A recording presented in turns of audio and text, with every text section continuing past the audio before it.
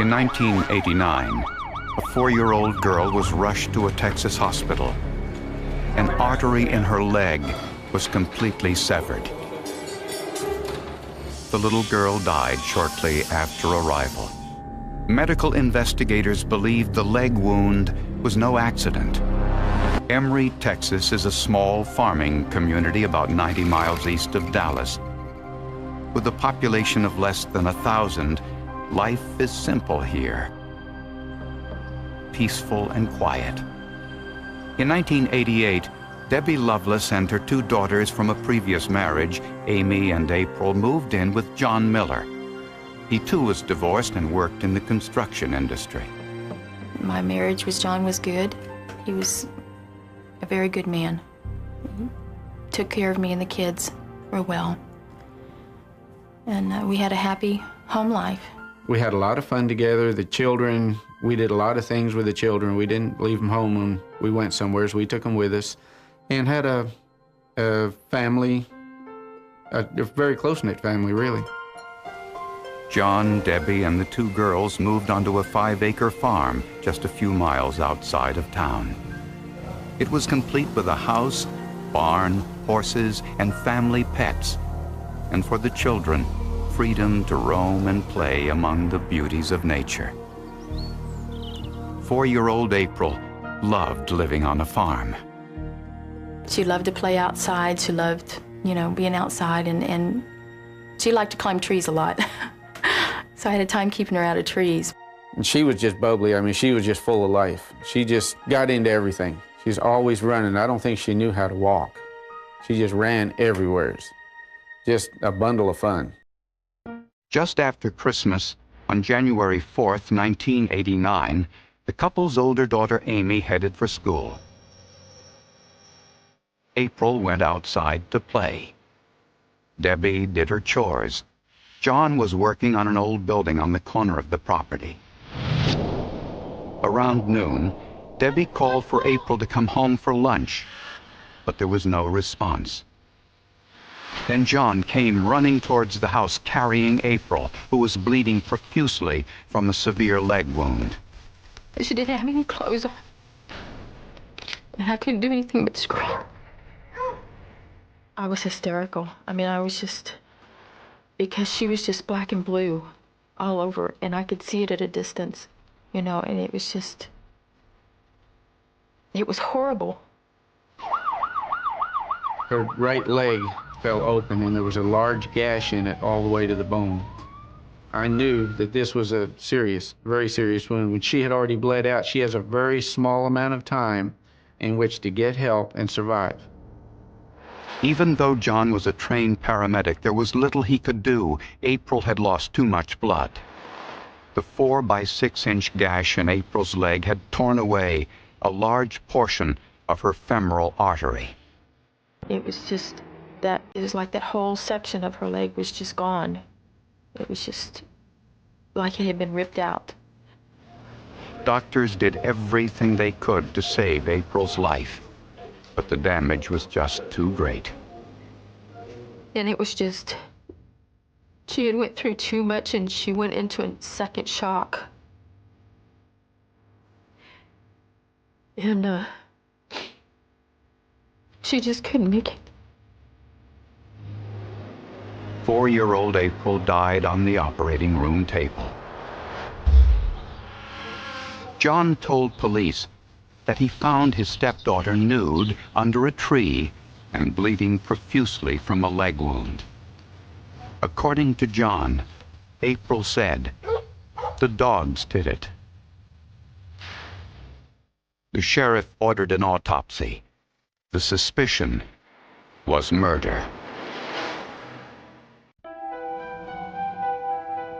John Miller said his daughter April, before her death, told him that the dog caused her fatal leg wound.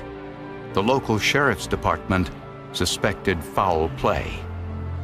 Journalist David Hanners covered this story for the Dallas Morning News.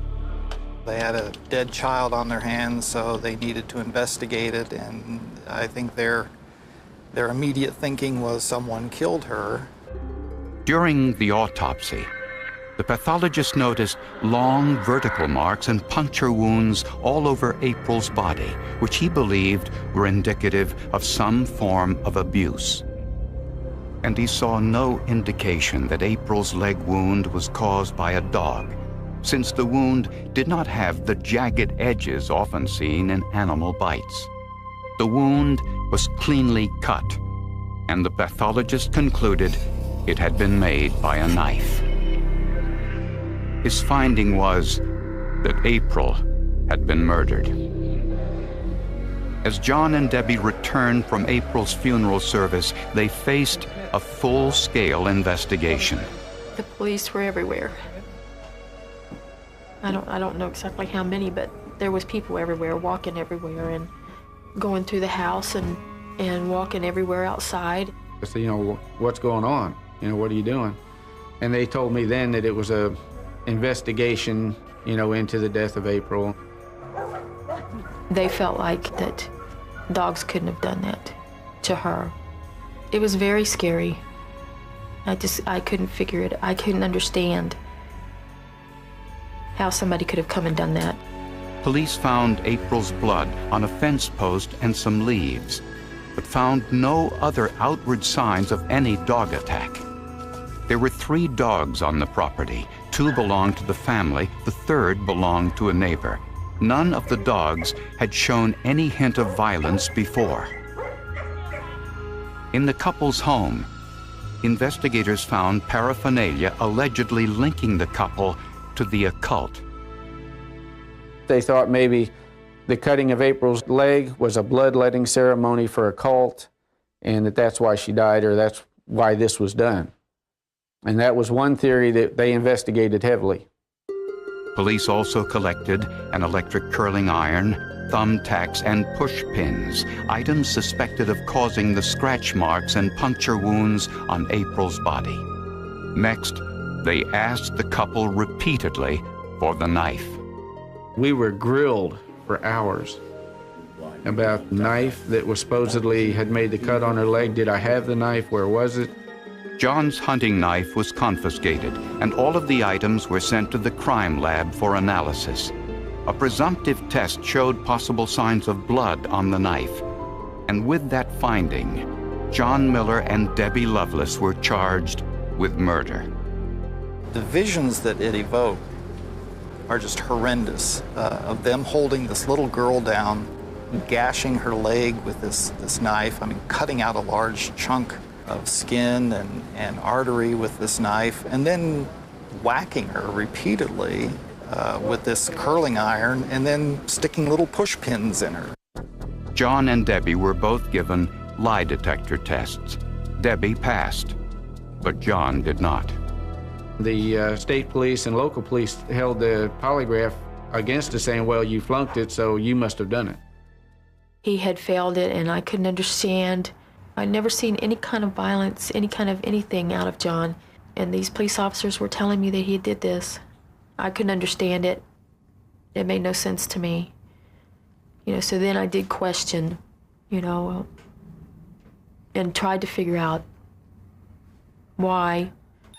At the trial, John and Debbie were represented by court-appointed attorneys. One of the lawyers did not want to use the dog attack story as a defense. The other lawyer came in and said, look, we can't pursue the dog attack. He said the DA threatened us that he could just blow us out of the water. There's nothing there to show dog attack, so basically I have nothing to fight with.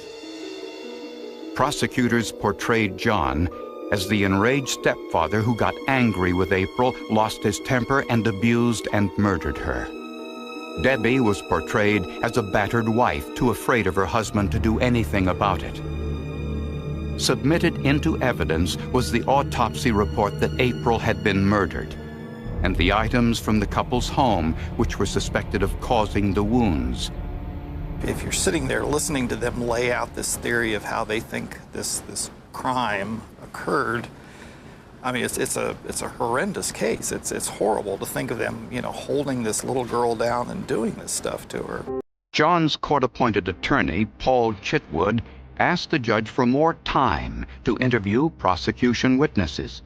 and he also requested funds to hire his own forensic expert.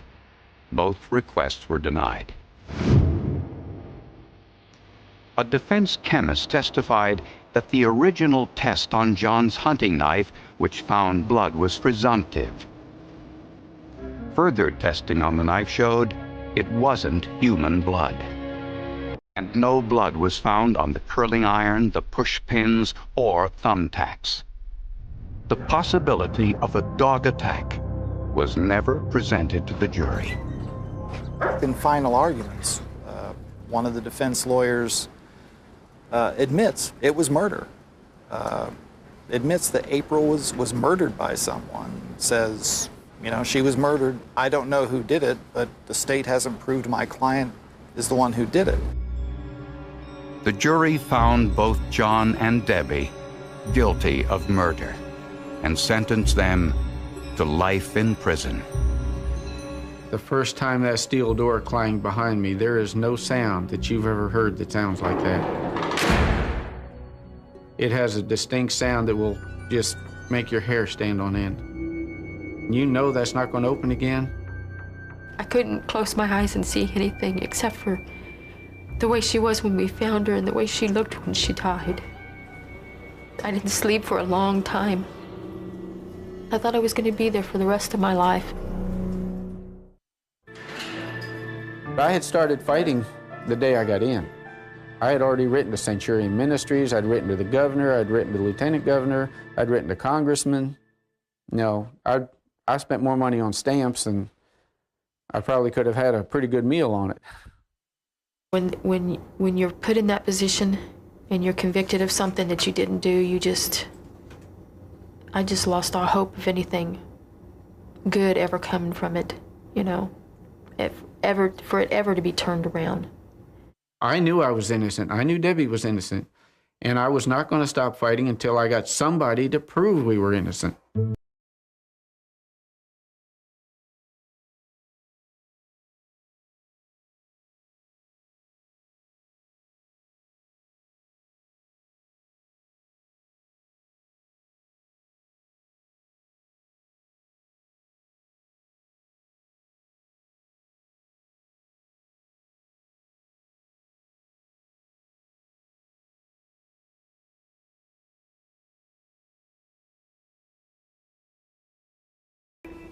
And then when it did, I couldn't believe it.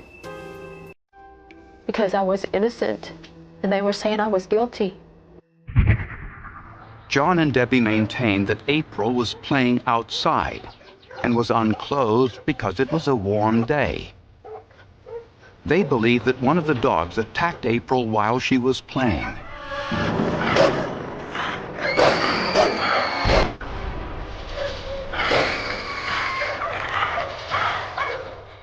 At lunchtime, when they were looking for April, they saw the dogs were agitated.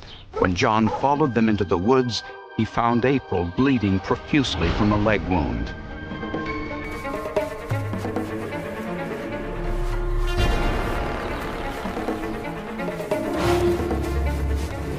John said April told him that the dogs did it before she lapsed into unconsciousness. But the pathologist who performed the autopsy ruled the death a homicide. Attorney Robert Ardis was assigned to handle the couple's appeal. Robert Ardis is one of those attorneys that renews your faith in the legal profession. He has a good heart. He won't stop digging until he gets where he thinks he ought to be.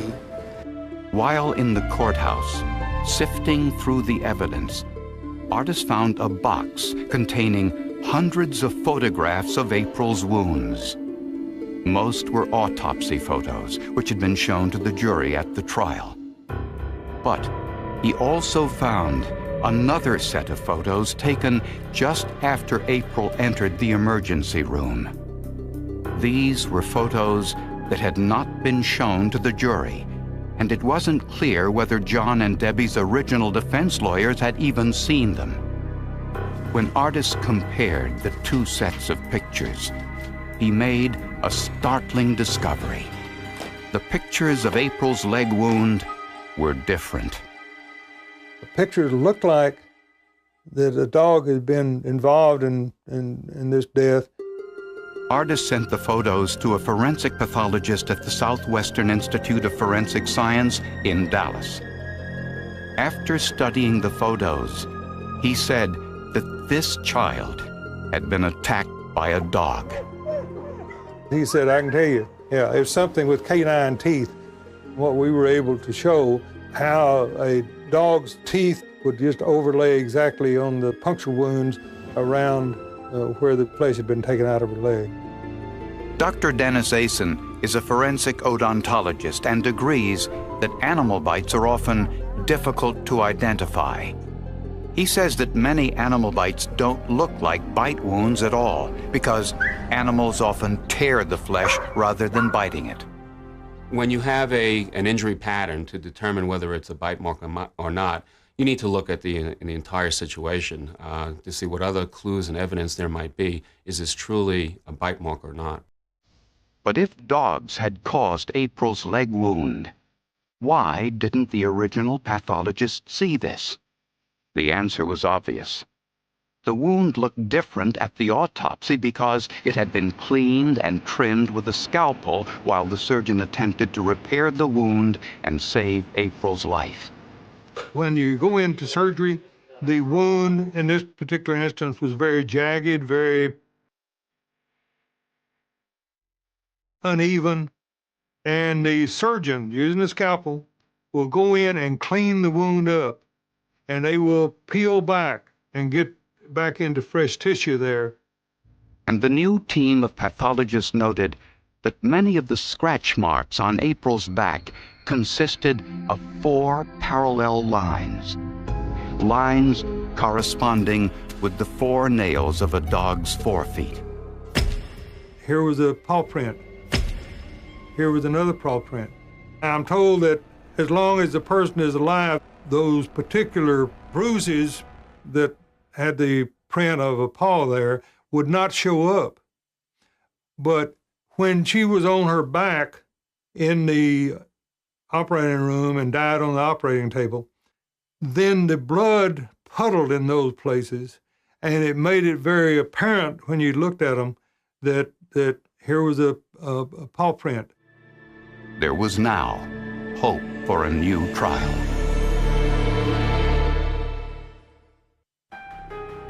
After spending 5 years in prison for the murder of their daughter April, John Miller and Debbie Loveless finally had forensic evidence to corroborate their story. That one of the dogs on their property had attacked and killed April. Their new attorney, Robert Ardis, also uncovered a written deposition from a woman who had witnessed the dogs on John and Debbie's farm attack 3 different people on 3 separate occasions. She pointed this out to the sheriff. So the sheriff said, oh, they were just playing. But the woman wasn't called to testify at the original trial. Armed with this new evidence, Ardis requested a new trial. His argument that John Miller and Debbie Loveless did not have adequate counsel at their original trial. Ironically, John Miller's original defense attorney, Paul Chitwood, agreed. Well, he was pissed off. Nobody likes to be told that they did a bad job officially, and if ineffectiveness of counsel basically says that. Although Paul Chitwood is now deceased, he testified on behalf of John and Debbie at a pretrial hearing, reminding the court he requested and was denied access to the prosecution witnesses before the trial and was denied funds to hire an independent forensic expert to analyze the evidence. He had always felt that they were not guilty of the crime they were charged with. The prosecutor's office would not comment on the allegation that some of the photographs in this case might have been withheld from the original defense team. In 1993, a judge dismissed the case against John Miller and Debbie Loveless, citing overwhelming evidence in the couple's favor. After 5 long years, they were finally released from prison. It was a very poor investigation by law enforcement. They didn't buy the dog attack theory. They didn't look into it. I couldn't believe it. It was scary because I had been this place for almost 5 years, you know, and I can't even explain it. I don't think there's words to happiness that I was going home and I was going to see Amy. The stress and strains of incarceration took its toll. After they were released from prison, Debbie and John separated. I lost 5 years with my son and with Amy and with Debbie. You know, they were gone. Debbie was gone. She'd found somebody else, you know, because of trying to get help, and she was gone. So as far as, yes, I was walking out of prison, but my life had basically been destroyed already. A bad investigation aided by bad science really was kind of frightening to me. This could have happened to you know, any of us. Just the injustice of everything that was done. You know, how they crucified us for something that we didn't do. And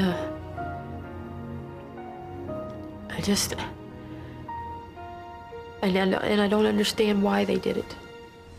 In 1995, police in California received an anonymous letter which identified a pair of severed hands as those of a Navy pilot who had been murdered. The letter described the murder in gruesome detail. Investigators searched for some clue to the identity of the author and the killer. San Diego, the second largest city in California, its bay is one of the finest natural harbors in the world and is home to one of the largest naval bases in the country.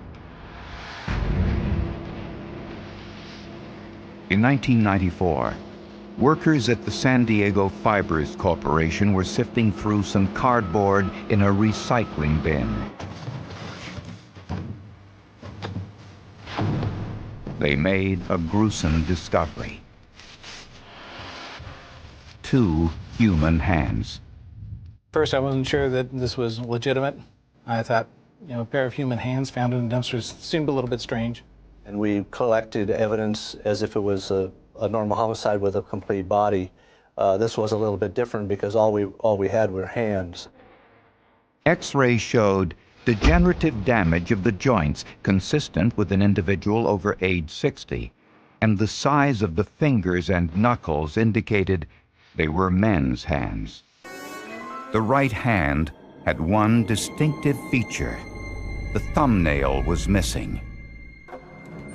Detectives checked local hospitals and morgues to see if they had a body of an elderly man without hands.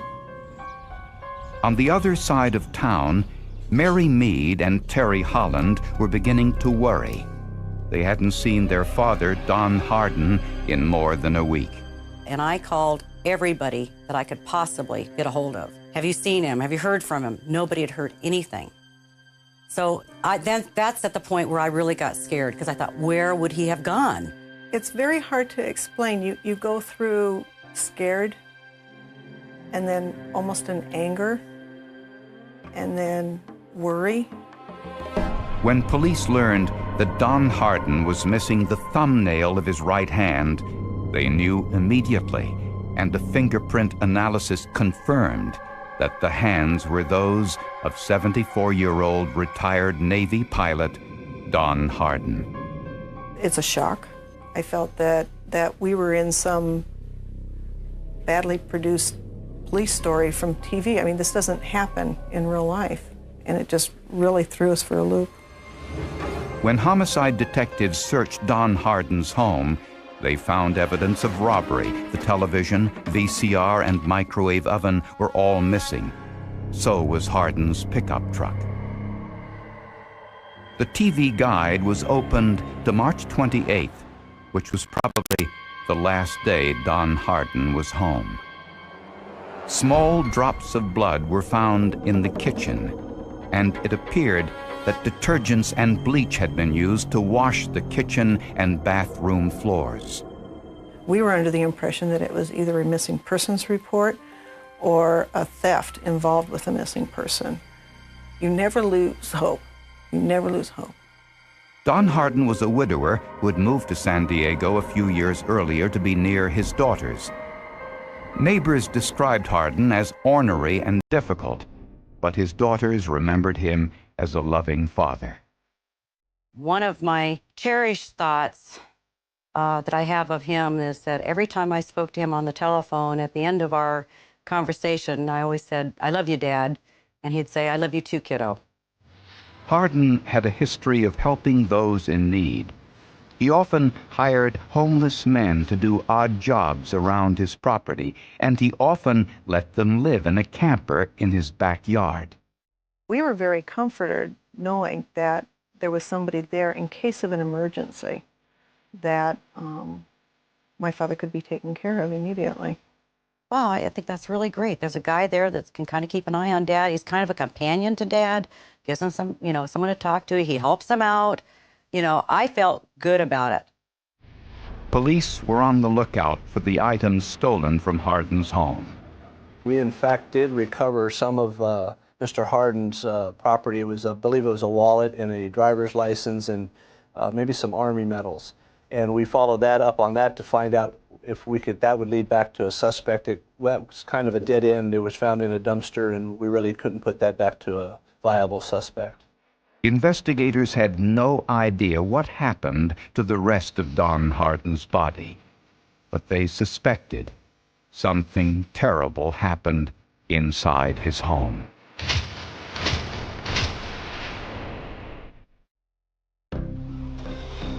A pair of severed hands found at a San Diego recycling plant were identified as those of 74-year-old Don Hardin, a retired Navy pilot.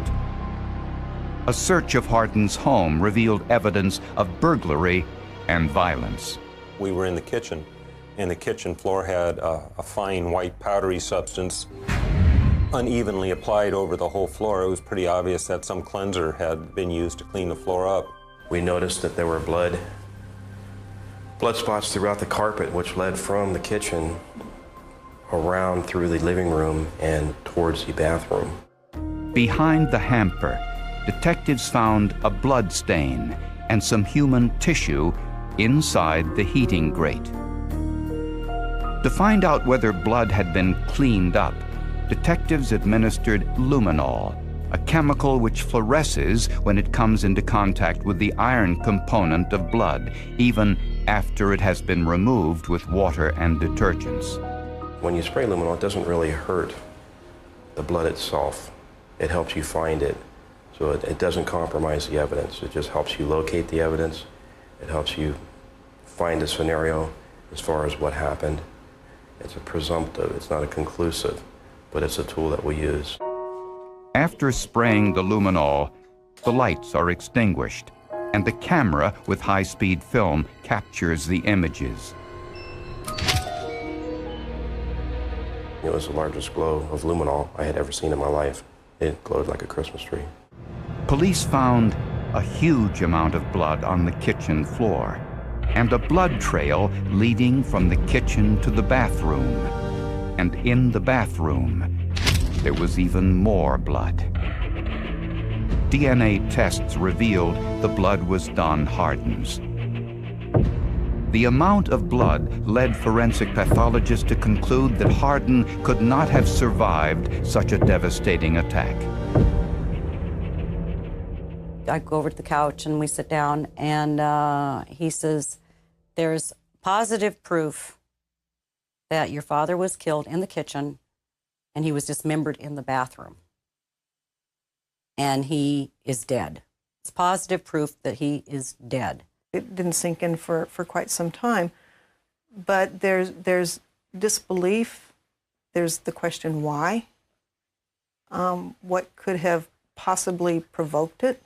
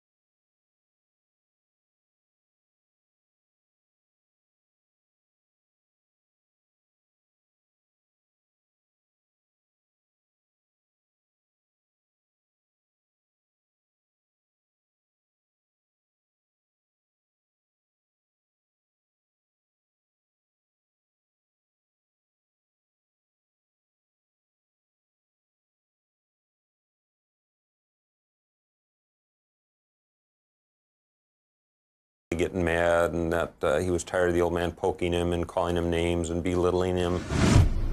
I want you to take your time. I want you to look at it closely. During the police interrogation, Whitmer was shown a photograph of the severed hands. They're Don Hardin's hands. How did you know Don? And we asked him how he could know such a thing, and he just said he'd grown accustomed to seeing them over the year that they'd been together, and he just recognized them as being Mr. Hardin's hands. But Whitmer would say no more. When police asked him to take a lie detector test, he refused. Whitmer's fingerprints were found inside Hardin's home. But since he did odd jobs for Hardin, this wasn't unusual. Mr. Whitmer was very nonchalant. He talked to us, had an answer for almost every question that we had, and just told us that I don't know where he is. He asked me to do a few things for him. I was driving his truck because he let me. He asked me to take some things from his house and give them to other people, and I did.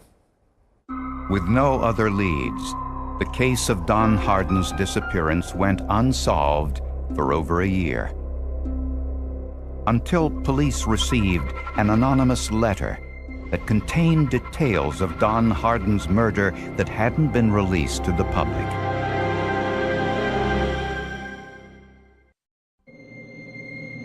Forensic evidence indicated that Don Hardin had been murdered inside his home, but all investigators ever recovered were his severed hands. More than a year after Don Hardin's disappearance, police received a tip. An anonymous letter arrived at police headquarters containing details about Don Hardin's murder. When I read it, I realized that whoever wrote the letter or provided the information for the letter knew something about our crime. There were things in the letter that only a suspect would know. I got real excited about it. The writer said that his friend, Bob, had identified Don Hardin's killer. He was murdered by Dale Whitmer. Dale hated Mr. Hardin, who abused him by hitting him with a cane if he didn't work hard enough. Dale's a heroin addict who lived behind Mr. Hardin's home for a year or so before the murder. He put the body into the bathtub, dismembered his body, put it in garbage bags, and buried different bags all over the county in Mexico. Hardin's dismemberment in the bathtub was the information that had not been released to the public. The letter went on to say that Bob would not come forward to testify against Dale Whitmer. I asked him to contact you directly, but he didn't feel like he could do it. Bob is convinced that Dale will know Bob is the source of the information and may try to silence him or hurt him in some way. It was clear that the writer of the letter wanted to help, but did not want to get involved. Good luck, Detective. The Forensic Documents Office at the San Diego Police Department analyzed the letter and looked at the postmark for a clue to its origin. The letter wasn't mailed with stamps, but had gone through a postal meter, the type businesses normally use. Each postal meter prints a number on the envelope, which is the meter's registration number. But the writer had covered the number with white ink in an effort to conceal the letter's origin.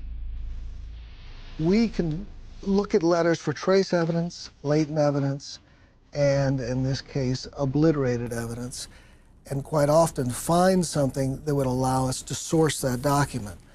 But we can't always. Using what is known as a video spectral comparator, various light sources and filter combinations can often reveal what is hidden underneath ink and markers. The first attempts to see the meter number were unsuccessful. So Hugh Kerfman, the operator of the comparator, tried looking through the opposite side of the envelope by cutting it in half. He then used a blue-green light to penetrate the white ink, and it worked.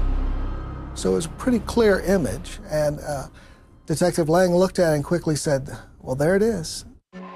The number of the meter, 5197451. The initials PB on the postmark indicated the manufacturer, Pitney Bowes. The serial number revealed the state, city, street name, and office address of the postal meter. It was located at Davis Capital Management in La Mesa, California. The owner of the company was Mark Davis, who was also a bishop in the Mormon Church. When confronted by police, Davis admitted that he wrote the anonymous letter. The source of his information was a member of his church. But Davis refused to identify the source further, citing the religious privilege that exists between the clergy and a church member. Prosecutors took Mark Davis to court, and the judge ruled against him. The religious privilege hurdle is not absolute in the sense that not every communication with a clergyman is protected. In this instance, the judge found that there was actually a good argument that this was not protected by the priest penitent or clergyman penitent privilege. The court ruled that the information might have been privileged at one time, but once Davis wrote the letter to police, the privilege was broken. Mark Davis complied with the court ruling and identified the source of the information. Bob was Dale Whitmer's own daughter, Andrea. She was the trickiest, most difficult, most sensitive witness we had to deal with, in that she loved her father, even though he had murdered this man, and that's something that you would expect. She also never expected to be found out, and yet she was, and she was dragged into this. Dale Whitmer was arrested and charged with murder. Sir, you state your true name, please. Dale Calvin Whitmer. On September 15, 1997, Dale Whitmer went on trial for the murder of Don Hardin. He pleaded not guilty. The star witness against him, his daughter Andrea, found herself in a difficult position. If she lies on the stand to protect her father, she betrays her God. If she tells the truth on the stand, she is true to her religion, but she betrays her father. Which one do you choose if you're Andrea Whitmer? Andrea Whitmer chose to tell the truth, and she corroborated everything that Mark Davis had written in his letter. The letter said Dale Whitmer was a heroin addict and desperately needed money.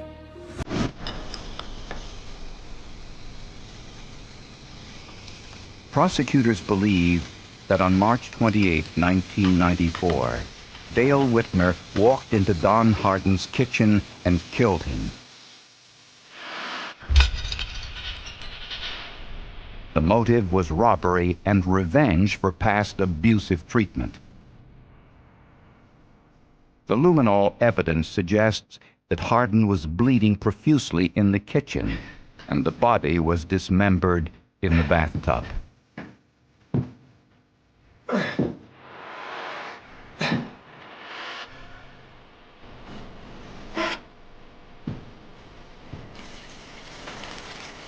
Traces of blood and human tissue were found behind the hamper on the heating grate. Whitmer later removed the blood evidence with water and detergents, but the iron component in the blood was easily detected by the luminol. Whitmer stole Hardin's TV, VCR, and microwave oven and sold the items to buy drugs. Over time, Whitmer disposed of Hardin's body parts in numerous dumpsters throughout San Diego and Mexico.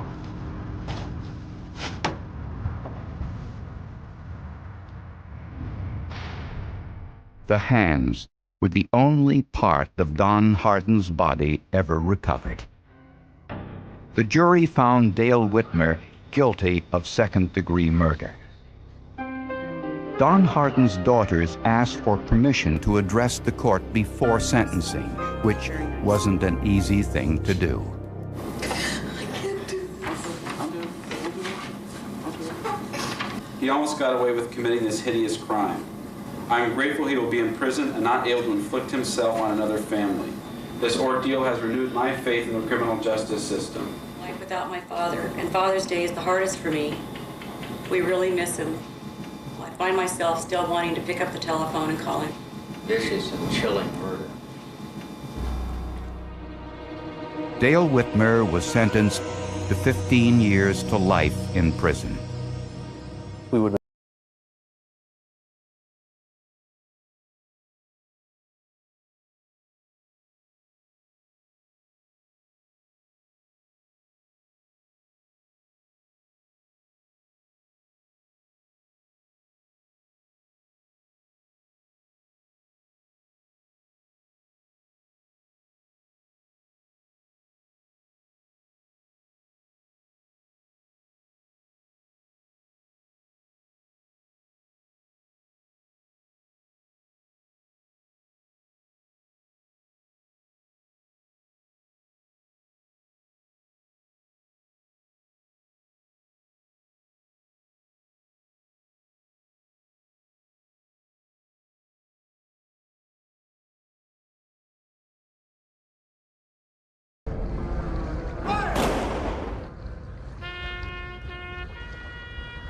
After the trial, Don Hardin's hands were cremated and his ashes were buried by the U.S. Navy at sea off the coast of California.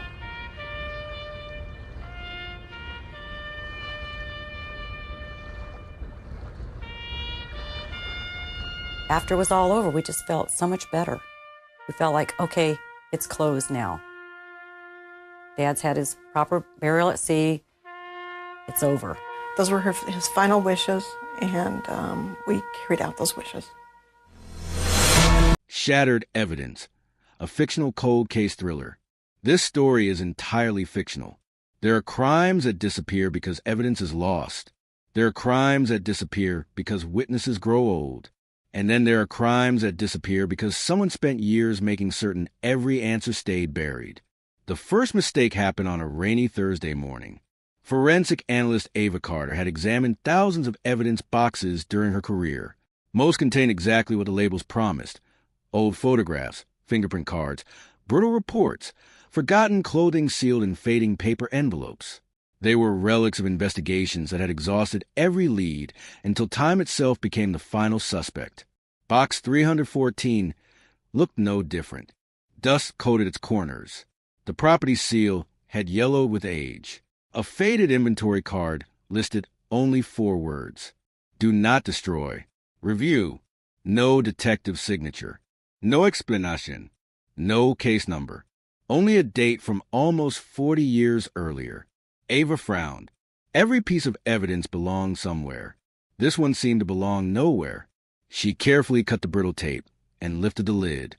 Inside rested a single envelope. No fingerprints marked the surface. No handwriting identified the sender. Only one sentence had been typed across the front. Someone knew the evidence would survive longer than the lie. The room suddenly felt quieter. Ava opened the envelope. Inside lay an undeveloped roll of 35mm film, a cracked cassette tape, and a laboratory request form that had never been completed. Across the bottom of the form, someone had written in blue ink, "When technology catches up, try again." She checked the archive database. Nothing. No matching inventory number. No missing person report. No homicide file. No court record. It was as if the evidence had been prepared for a case that officially never existed. Detective Daniel Brooks received the call just before noon. He expected another paperwork error. Instead, he found Ava standing over the evidence table without saying a word. She simply handed him the envelope. He read the message once. Then again. Where did this come from? The archive says nowhere. That's impossible. I know. He examined the cassette. The plastic housing had cracked with age, but the tape inside remained intact. A tiny white label carried only one handwritten word: listen. Hours later, audio specialists restored enough of the damaged cassette to recover fragments of sound: static, wind, footsteps over gravel. Then a woman whispered only 5 words. "They're watching the wrong road." The recording ended abruptly. No scream, no gunshot, no names, just silence. Daniel replayed the sentence several times. "They're watching the wrong road." It sounded less like fear, more like a warning. Meanwhile, the undeveloped film was sent to the imaging laboratory. Every technician expected blank frames ruined by time. Instead, image after image slowly emerged. A deserted farmhouse, a narrow wooden bridge, a rusted mailbox without a name. The final photograph stopped everyone in the room. It showed a man standing beside an old pickup truck. His face had been scratched away, deliberately, not by age, not by damage. Someone had destroyed only his identity. Everything else remained untouched. Daniel pinned the photographs across the evidence board. The bridge, the farmhouse, the mailbox, the faceless man. Ava noticed something almost immediately. The shadows. Daniel looked closer. They're wrong. Every photograph had been taken within minutes of one another, yet the shadows pointed in different directions. The locations were connected. The timeline was not. Whoever assembled the roll wanted the viewer to believe everything happened on the same day. It hadn't. The film was telling a story, just not in chronological order. That evening, Ava searched the basement archive again. She wasn't looking for evidence anymore. She was looking for absence. Empty shelves, missing inventory cards, boxes whose numbering skipped without explanation. Near the back of the storage room, she found an old steel filing cabinet that no longer appeared on any building map. Most drawers were empty. One refused to open. After several attempts, the rusted lock finally gave way. Inside rested a single index card. Typed across the top were 3 words. "Second review required." Below them appeared 6 inventory numbers. 5 had been crossed out. The 6 matched the mysterious evidence box sitting upstairs. In the lower corner, someone had added one final handwritten note. "If box 314 is ever opened, begin with the bridge." Ava hurried upstairs. Daniel had already spread the photographs across a large city map. Without speaking, she placed a card beside him. He read the note. Neither of them said a word for several seconds. Outside, rain began striking the windows, exactly as it had on the morning the forgotten box was opened. Inside, 2 investigators realized they were no longer reopening an abandoned file. They were following instructions left decades earlier by someone who believed the truth would eventually find people willing to keep searching. Shattered Evidence, a fictional cold case thriller. The bridge stood exactly where the photograph suggested it would. Weathered wooden planks stretched across a narrow river that barely seemed deep enough to deserve its own name. Moss clung to the support beams. Rusted bolts protruded from warped timber. Nothing about the place looked remarkable. Yet Daniel Brooks could not shake the feeling that someone had expected him to arrive. Ava Carter walked slowly across the bridge, comparing every angle with the restored photograph. "The railing has been repaired." Daniel nodded, but the support posts haven't. She crouched beside one of the original beams. Someone had carved a series of shallow marks into the wood decades earlier. Rain, sun, and time had almost erased them, but under oblique light the pattern became visible. 3 parallel lines. A circle. Another 3 lines. Not graffiti. A marker. Someone wanted this found. Ava whispered. Daniel photographed every inch before searching beneath the bridge. Near the western bank, half buried beneath gravel and tangled roots, his flashlight caught the corner of a rusted metal box. It had no lock. Only layers of mud and decades of silence. Inside lay a folded topographic map, sealed in wax paper. The paper had yellowed, but the ink remained sharp. Several rural roads were circled in red. One road had been crossed out. Another carried a handwritten instruction. Not this road, the service road. Daniel immediately remembered the recovered recording. "They're watching the wrong road." The sentence was no longer cryptic. It was directional. Back at the lab, the map was scanned at high resolution. Magnification revealed faint pencil notes almost invisible to the naked eye. Times, weather conditions, vehicle descriptions. Whoever created the map had been documenting movements, not destinations. Ava overlaid the markings onto modern satellite imagery. Most of the road still existed. One did not. The old service road had disappeared beneath a dense forest after years of abandonment. It wasn't removed, she said quietly. It was forgotten. Daniel looked at the screen. Then that's where we go. The following morning, they hiked along what remained of the overgrown track. Nature had reclaimed nearly everything. Tree roots split the old gravel path. Branches formed a tunnel overhead, shutting out much of the daylight. About a mile into the forest, Ava stopped. Look! A rusted mile marker leaned sideways beneath creeping vines. Someone had painted a small white arrow on its back. Not recently. Long ago, the paint had faded almost to gray. The arrow pointed away from the road, into the trees.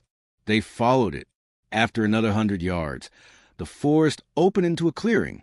Only the cracked concrete foundation of a small maintenance building remained. The roof had collapsed years earlier. Windows were gone. The silence felt absolute.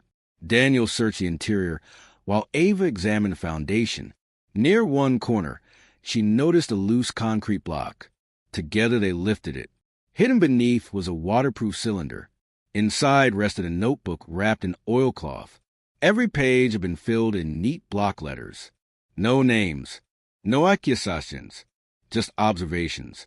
The truck returned at 8:42. Headlights off. 3 people. One never came back. Daniel closed the notebook slowly. This isn't someone's memory. Ava nodded. It's a log.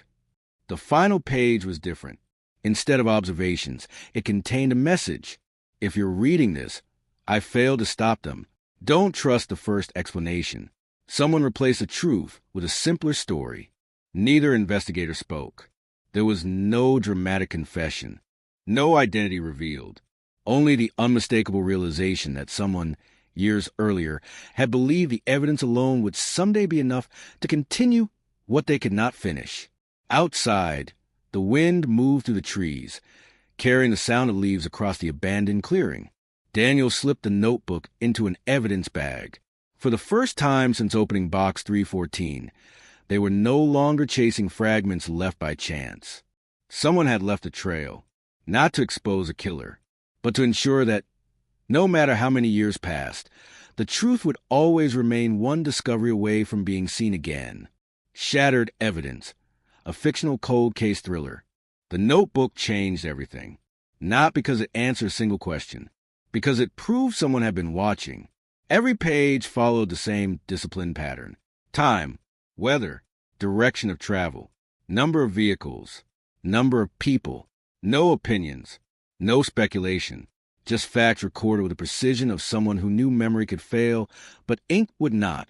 Back at the forensic laboratory, Ava carefully photographed each page before examining the notebook itself. The paper was old. The binding had nearly separated. But one detail immediately caught her attention.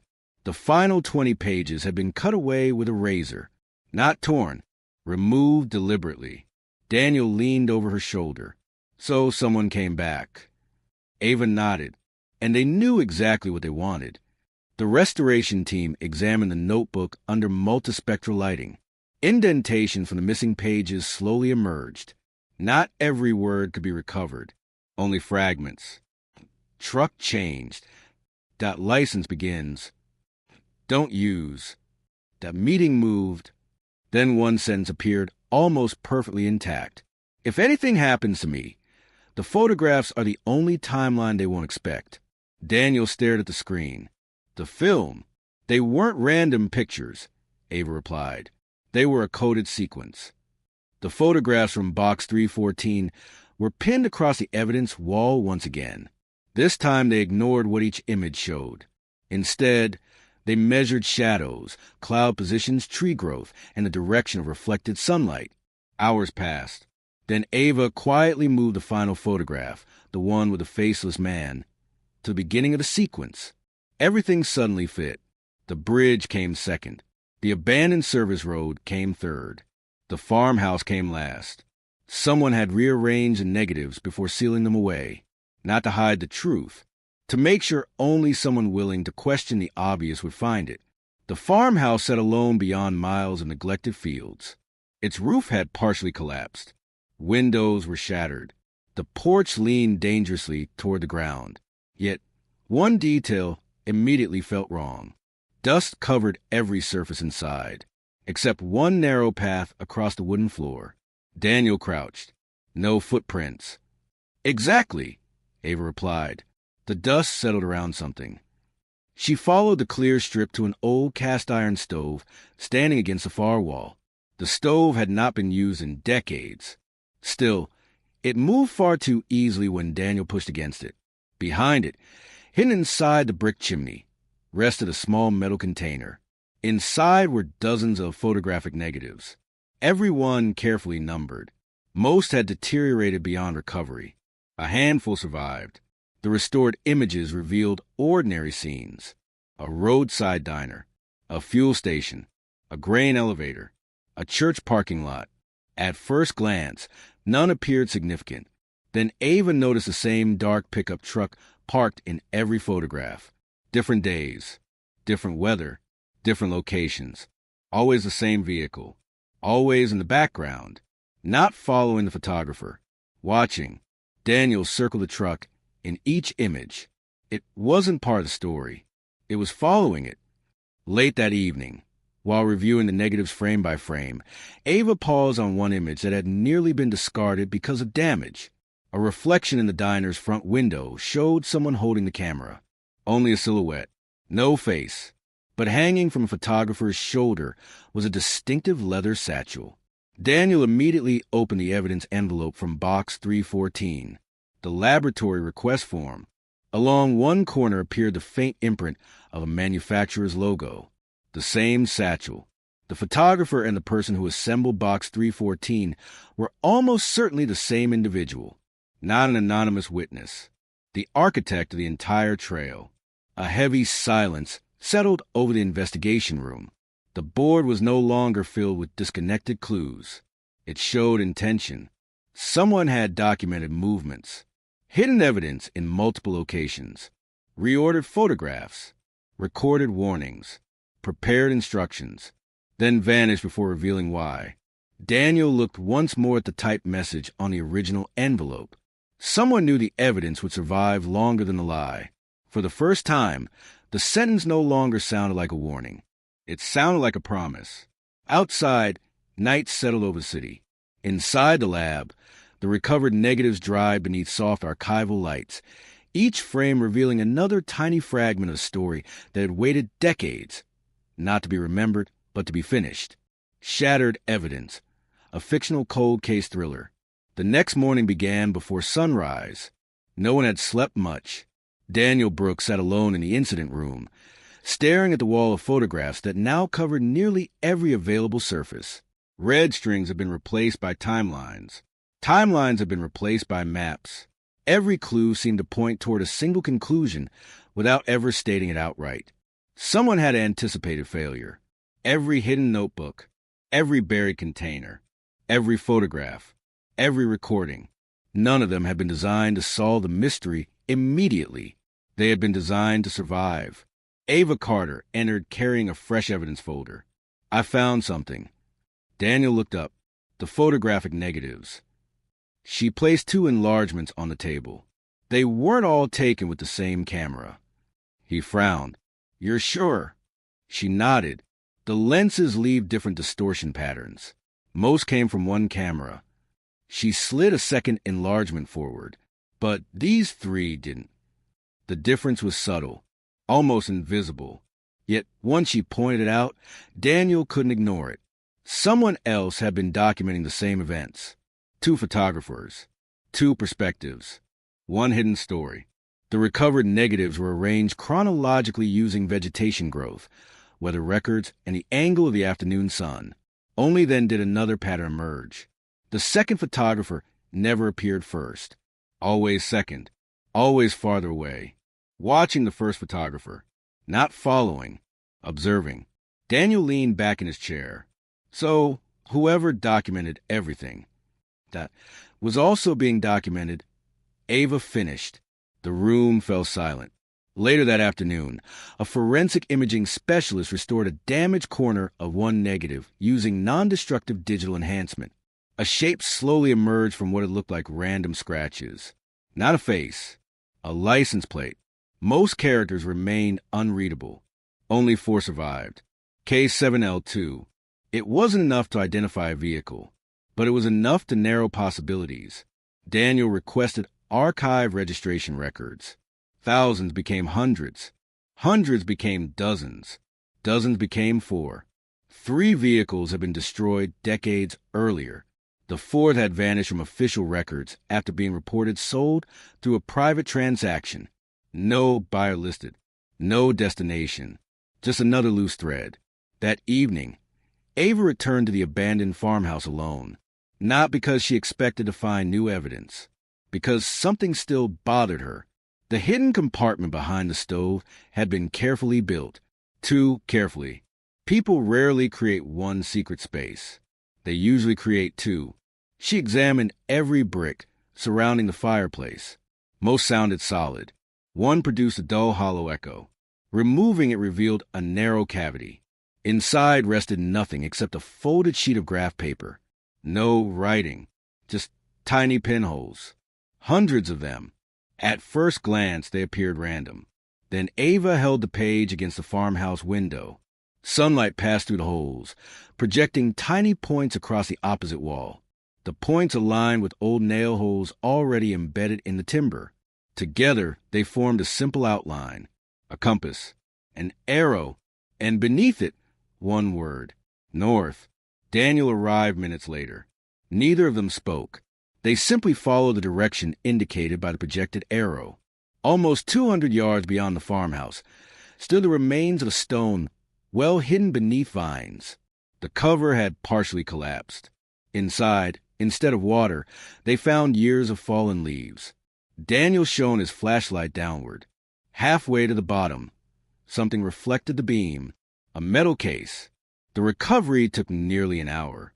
The hinges had rusted shut. When the forensic team finally opened it back at the laboratory, everyone leaned forward expecting a dramatic revelation. Instead, they found something quieter, a stack of sealed letters. Every envelope carried a different date. Every one remained unopened. On the first envelope, written in neat block capitals, appeared a single instruction: open only after the evidence has been understood. Daniel looked at Ava. She smiled faintly. We're not there yet. He carefully returned the envelope to the case. For the first time since Box 314 had been opened, neither of them felt impatient. Whoever had built this trail had never intended the truth to be discovered in a single breakthrough. It was meant to be earned one careful observation at a time. Outside, the last light of day faded behind distant hills. Inside the evidence room, the sealed letters waited in absolute silence, holding their story for one investigation that was finally asking the right questions. Shattered Evidence, a fictional cold case thriller. The next morning began before sunrise. No one had slept much. Daniel Brooks sat alone in the incident room, staring at the wall of photographs that now covered nearly every available surface. Red strings had been replaced by timelines. Timelines had been replaced by maps. Every clue seemed to point toward a single conclusion without ever stating it outright. Someone had anticipated failure. Every hidden notebook, every buried container, every photograph, every recording. None of them had been designed to solve the mystery immediately. They had been designed to survive. Ava Carter entered carrying a fresh evidence folder.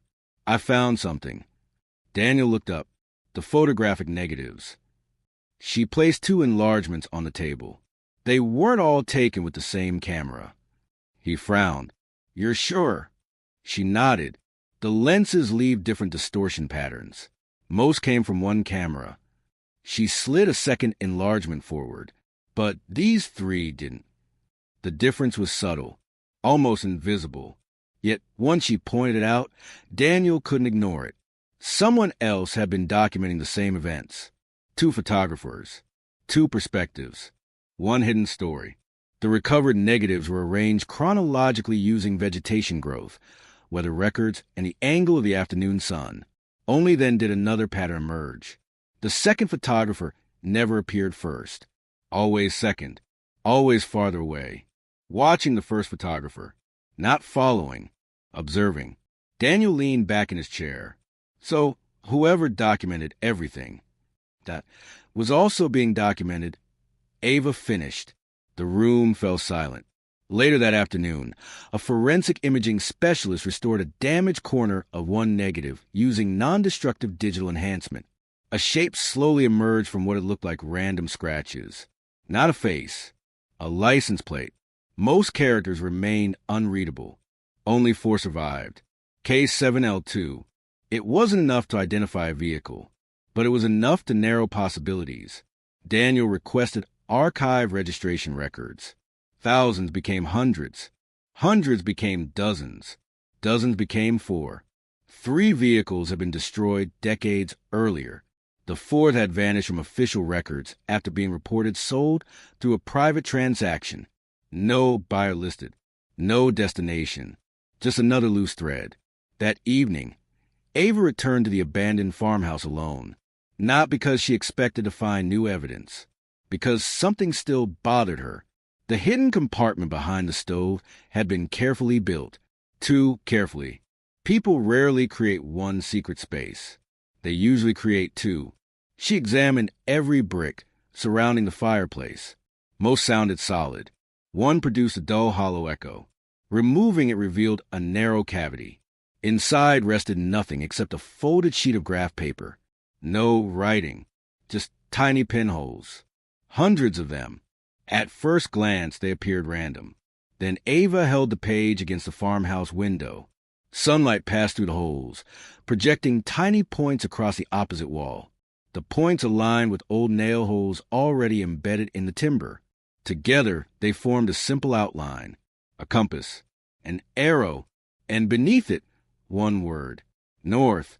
Daniel arrived minutes later. Neither of them spoke. They simply followed the direction indicated by the projected arrow. Almost 200 yards beyond the farmhouse stood the remains of a stone well hidden beneath vines. The cover had partially collapsed. Inside, instead of water, they found years of fallen leaves. Daniel shone his flashlight downward. Halfway to the bottom, something reflected the beam, a metal case. The recovery took nearly an hour. The hinges had rusted shut. When the forensic team finally opened it back at the laboratory, everyone leaned forward expecting a dramatic revelation. Instead, they found something quieter, a stack of sealed letters. Every envelope carried a different date. Every one remained unopened. On the first envelope, written in neat block capitals, appeared a single instruction: open only after the evidence has been understood. Daniel looked at Ava. She smiled faintly. We're not there yet. He carefully returned the envelope to the case. For the first time since Box 314 had been opened, neither of them felt impatient. Whoever had built this trail had never intended the truth to be discovered in a single breakthrough. It was meant to be earned one careful observation at a time. Outside, the last light of day faded behind distant hills. Inside the evidence room, the sealed letters waited in absolute silence, holding their story for one investigation that was finally asking the right questions. The Glass Labyrinth, a fictional mystery thriller. No one remembered who had built the maze. That was the first strange thing. The second was that every map of Blackridge showed something different. On older maps, the hill overlooking the town was empty. On newer maps, a narrow footpath climbed toward a circle of trees. Local children claimed an abandoned greenhouse stood there, hidden beneath ivy and broken glass. Older residents insisted nothing had ever existed on the hill at all. Architect Mara Ellison dismissed the stories as local folklore until a survey drone photographed something impossible. Beneath the tangled canopy, sunlight reflected from hundreds of shattered glass panels arranged in perfect geometric lines. The image looked less like a ruin and more like a puzzle waiting to be assembled. She hiked to the hill the next morning. The climb was steep. Mist clung to the trees, muting every sound except the crunch of leaves beneath her boots. Then the forest ended. Before her stood the remains of an enormous Victorian glass house. Its iron framework still reached toward the sky like the ribs of some forgotten giant. Most of the panes had shattered decades earlier. Those that remained reflected the morning light into dazzling fragments that danced across the overgrown floor. A weathered brass plaque rested beside the entrance. The inscription had almost disappeared. Only 4 words remained legible. Follow the light. Mara stepped inside. The air felt strangely still. Rows of cracked glass walls stretched in every direction, dividing the greenhouse into dozens of narrow corridors. At first they seemed random. Then she noticed something. Every corridor reflected the sunlight differently. Some glowed warm gold. Others shimmered with pale blue light. One passage remained completely dark. She chose the brightest path. 10 minutes later, she emerged exactly where she had started. She frowned. She tried again. Different corridor. Same result. The maze was not circular. It simply redirected every wrong choice. Only after nearly an hour did she stop walking and begin observing. A single ray of sunlight entered through a broken roof panel. It struck one pane, then another, then another. The reflections formed a continuous line leading through the labyrinth. Not random, designed. She smiled. The building had never been intended to trap visitors. It expected them to pay attention. Step by step, she followed the chain of reflected light until the maze opened into a circular chamber hidden at its center. Unlike the ruined corridors outside, this room remained almost untouched. A crystal prism hung from the ceiling. As sunlight passed through it, hundreds of tiny rainbows spread across the walls. Each rainbow illuminated a fragment of an engraved mural.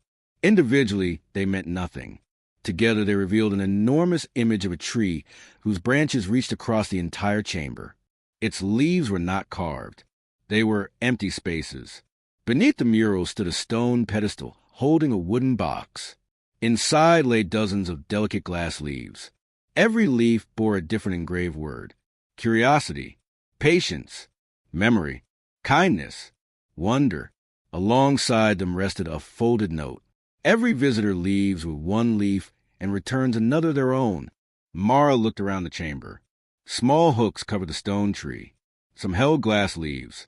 Hundreds remained empty. She understood. This place had never been about solving a mystery. It had been built as a living work of art. Every traveler contributed something. Every generation expanded it. She selected the leaf engraved wonder and slipped it carefully into her pocket. From her sketchbook, she tore a blank page and wrote one word: hope. She folded the paper into the shape of a leaf and placed it on an empty hook. Sunlight shifted. The paper glowed among the crystal leaves. For a brief moment, the tree looked complete. Then the light moved again, reminding her that no masterpiece is ever truly finished. Outside, the wind stirred the branches surrounding the forgotten greenhouse. Inside, the glass labyrinth waited quietly for its next visitor. Not to test her sense of direction, but to ask a far more difficult question. What will you leave behind for someone you've never met? The Glass Labyrinth, a fictional mystery thriller. Mara returned to Blackridge convinced she had imagined half of what she had seen. The crystal leaves, the hidden chamber, the tree of empty branches. They felt more like fragments of a dream than a place that could exist only a few miles from town. Yet when she emptied her backpack that evening, the delicate glass leaf, engraved with wonder, rested inside, catching the orange glow of the setting sun. It was real. Over the next several days, she searched local archives for any record of the greenhouse. There were photographs of farms, churches, mills, and railway stations. Nothing resembling the immense glass structure hidden on the hill. Then, buried inside an uncatalogued box of architectural sketches, she found a single unsigned drawing. It showed the greenhouse exactly as it must have looked when it was first completed. Sunlight poured through thousands of flawless glass panels. People wandered peacefully through the corridors. Children laughed beneath flowering vines. Musicians performed inside the central chamber beneath the crystal prism. Across the bottom margin, written in elegant script, appeared a single sentence: "A building should change everyone who enters it." The following morning, Mara climbed the hill again. This time she noticed details she had overlooked before. Tiny symbols etched into the remaining panes. Not letters, not numbers. Simple shapes. A bird, a key, a lantern, a river. Each symbol appeared only once. She traced them onto paper as she explored. When arranged in the order she had encountered them, they formed a path leading not toward the central chamber but beyond it. At the rear of the greenhouse, almost completely hidden beneath ivy, stood a narrow iron gate she had somehow missed during her first visit. The hinges protested softly as it opened. Beyond lay a garden unlike anything outside. Wildflowers covered every inch of the ground. Stone pathways wound gently between flowering trees. Small fountains whispered beneath climbing roses. Nature had reclaimed the place without destroying it. Instead, it had completed it. Near the center of the garden stood a circular stone bench surrounding an ancient oak. Suspended from its branches were hundreds of tiny glass leaves. Unlike those inside the labyrinth, these bore handwritten names. Not famous names. Ordinary ones. Some had begun to fade with time. Others looked almost new. A small wooden sign rested against the trunk. Every visitor becomes part of the garden. Mara looked at the glass leaf in her pocket. She understood. The leaf she had taken had never truly belonged to her. It had been waiting for its place here. She carefully hung it from an empty branch. As it caught the afternoon light, the engraved word wonder shimmered among hundreds of others. The tree chimed softly in the breeze. Not from bells. The sound carried to the quiet garden like distant music. Before leaving, Mara noticed one final object beneath the bench. A weathered guest book. Its pages stretched back decades. Visitors had written poems, sketches, letters to strangers they would never meet. Simple reflections on kindness, loss, hope, and joy. The final blank page waited patiently. Mara picked up the fountain pen resting beside it. She hesitated. Then she wrote only one sentence. Some places don't ask us to solve them. They ask us to become better, because we found them. She closed the book gently. The breeze stirred the branches overhead.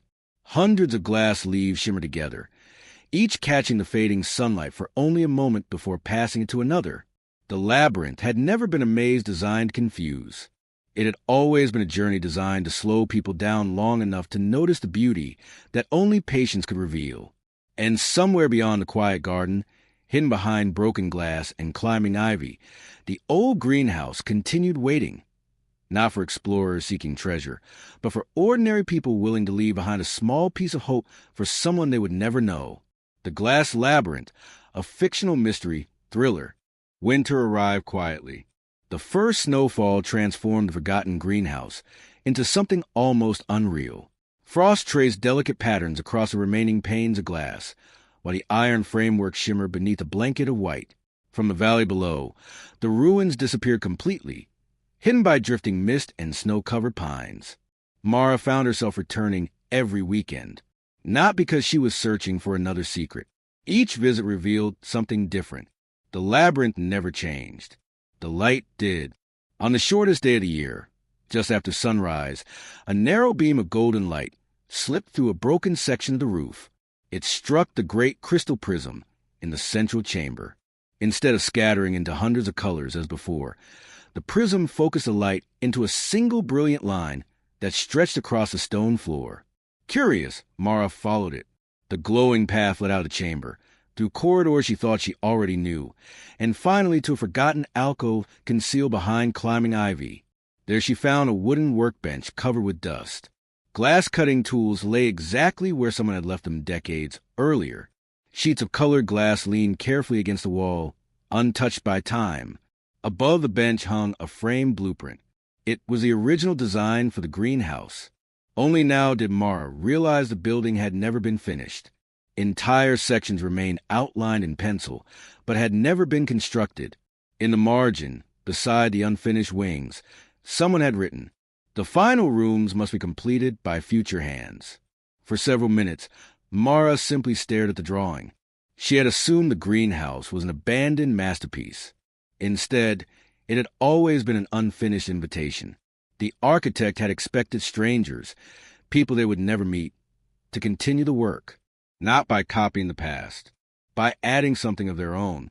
Over the following months, word about the Glass Labyrinth spread quietly, not through headlines or television, through conversations.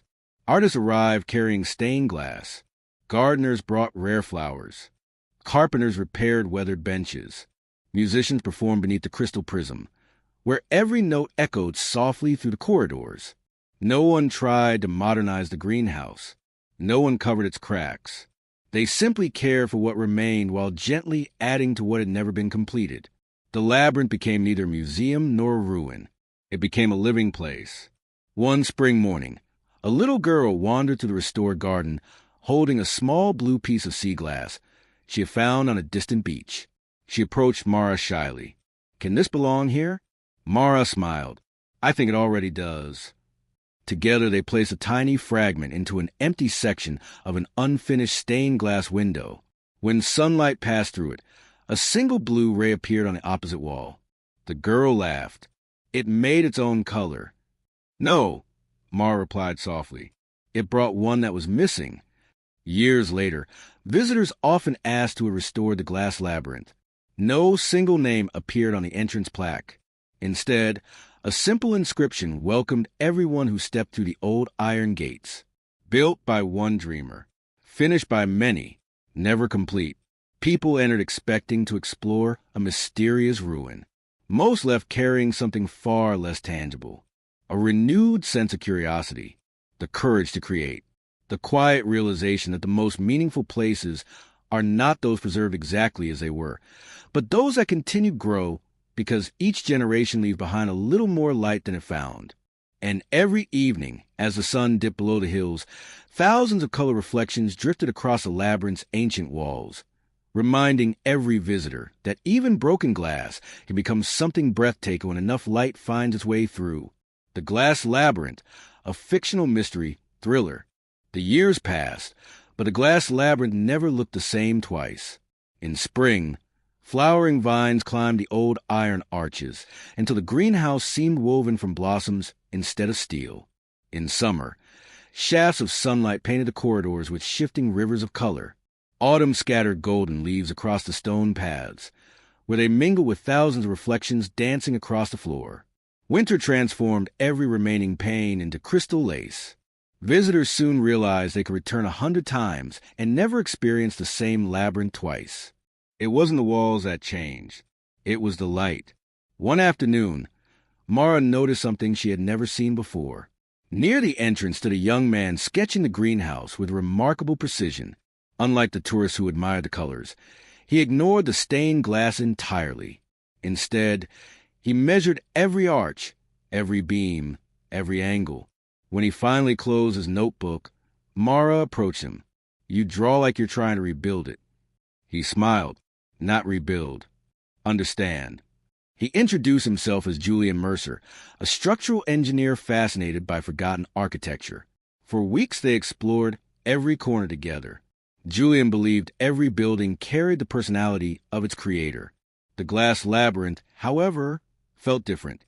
It wasn't designed to impress people, he said one evening. It was designed to change them. Mara laughed softly. "I've been trying to explain that for years." As restoration continued, volunteers uncovered a narrow spiral staircase hidden beneath climbing ivy near the eastern wing. The steps descended into a cool underground chamber untouched by weather. Unlike the colorful greenhouse above, this room was built entirely from pale stone. There were no windows, no reflections, only silence. At its center stood a circular table carved from white marble. Embedded into its surface was a simple brass compass. The needle never pointed north. Instead, it slowly rotated before settling toward whichever staircase someone had used to enter. Julian frowned. "That's impossible." Mara shook her head. "No," she smiled. "It's intentional." A small inscription circled the edge of the table. "The journey always begins where you choose to enter." There were no hidden mechanisms, no tresure, no elaborate puzzle waiting to be solved. The room offered only an idea. Every visitor arrived carrying different experiences. Every journey through the labyrinth began from a different place. The discovery inspired something unexpected. Visitors began leaving small handwritten notes in the underground chamber, not because anyone asked them to, because the quiet room invited reflection. One note read, Today I remembered how to slow down. Another simply said, I called my brother after 10 years. A child drew a rainbow stretching across a cracked window. An elderly woman wrote, Thank you for proving beautiful things can survive being broken. Before long, a wooden cabinet was placed beside the staircase to protect the growing collection. No names, no addresses, just anonymous moment of gratitude, hope, forgiveness, and courage. The labyrinth had quietly become more than architecture. It had become a place where strangers left pieces of themselves for other strangers to discover. Many years later, when Mara's own hair had begun to turn silver, she climbed the hill once again just before sunset. The greenhouse no longer looked abandoned. Children ran laughing through the corridors. Artists painted beneath the flowering arches. Musicians tuned their instruments in the central chamber. Gardeners carefully tended roses climbing the old iron frames. The building was alive. She stood beneath the crystal prism as the last rays of daylight scattered into thousands of colors overhead.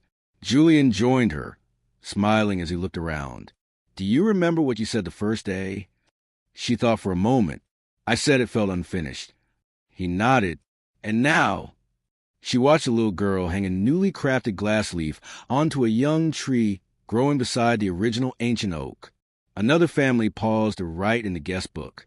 An elderly couple quietly admired the stained glass windows, completed by generations of unknown hands.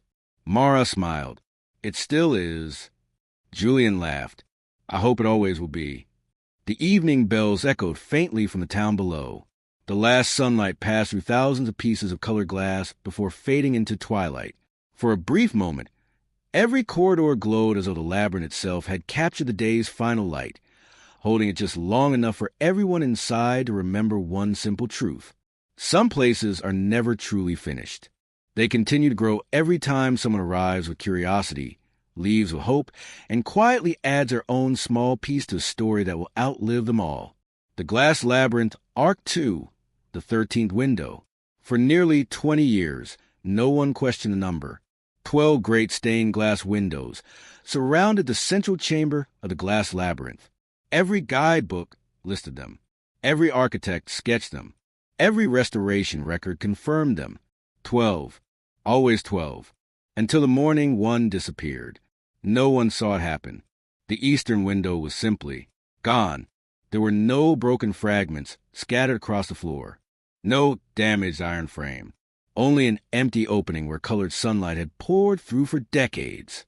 Visitors stood silently beneath the crystal prism, staring upward. It must have been stolen. It couldn't have been. The frame is untouched.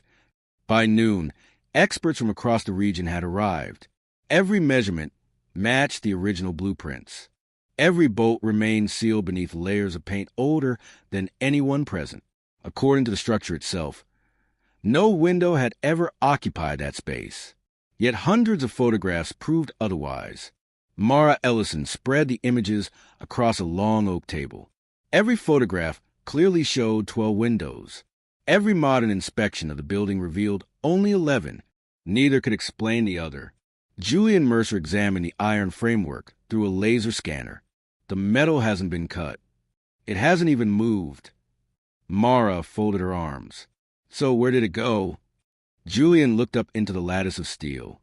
I think we're asking the wrong question. She raised an eyebrow. What if? He hesitated. It didn't disappear? The room fell silent. What if something else changed? For 3 days, the labyrinth remained closed. Architects measured every beam. Historians searched forgotten drawings. Conservators compared thousands of archive photographs. Nothing explained the contradiction. Late on the third evening, Mara climbed alone into the maintenance walkways above the crystal prism.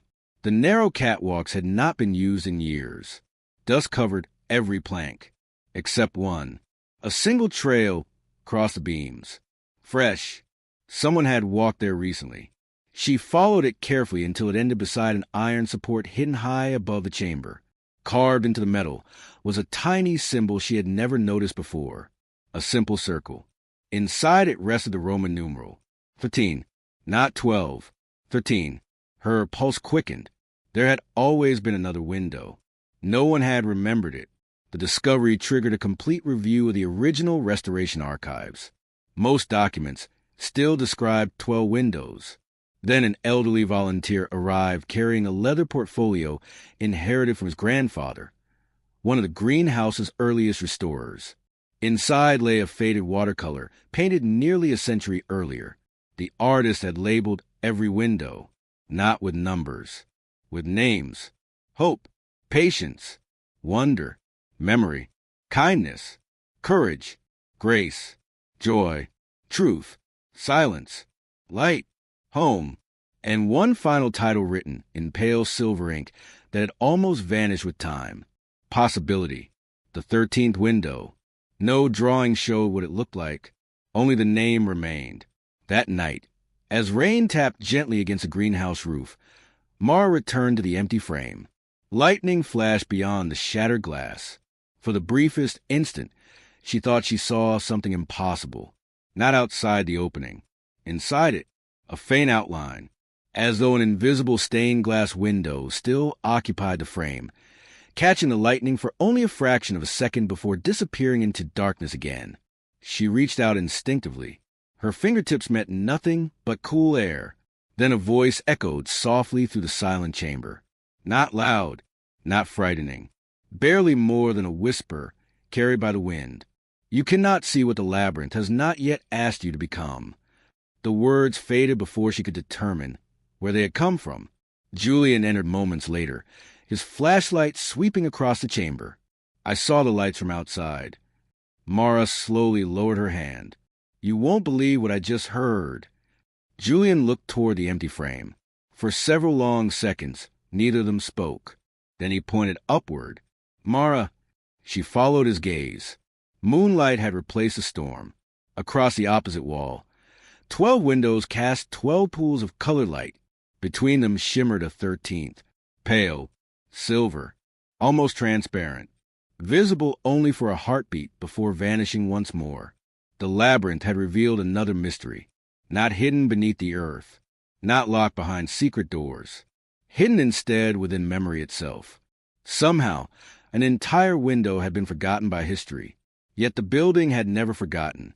And somewhere within the ancient framework of glass and iron, the forgotten window waited patiently for someone to remember not where it had gone, but why it had been erased in the first place. The glass labyrinth, Arc 2, the 13th window. Nobody slept well after the silver light appeared. By dawn, word had spread through Blackridge that something unusual had happened inside the labyrinth. Rumors traveled faster than facts. Some claimed an entire wall had vanished. Others insisted the greenhouse had begun changing by itself. A few dismissed the stories as another trick of old glass and moonlight. Mara ignored them all. Facts came first. Speculation came later. As the morning sun climbed above the eastern ridge, she and Julian returned to the central chamber carrying every instrument they could borrow: laser levels, thermal cameras, multispectral scanners, and architectural drawings dating back nearly a century. Every measurement agreed. The empty frame contained nothing. No hidden glass. No transparent material. No unusual temperature. The opening was exactly what it appeared to be. Empty.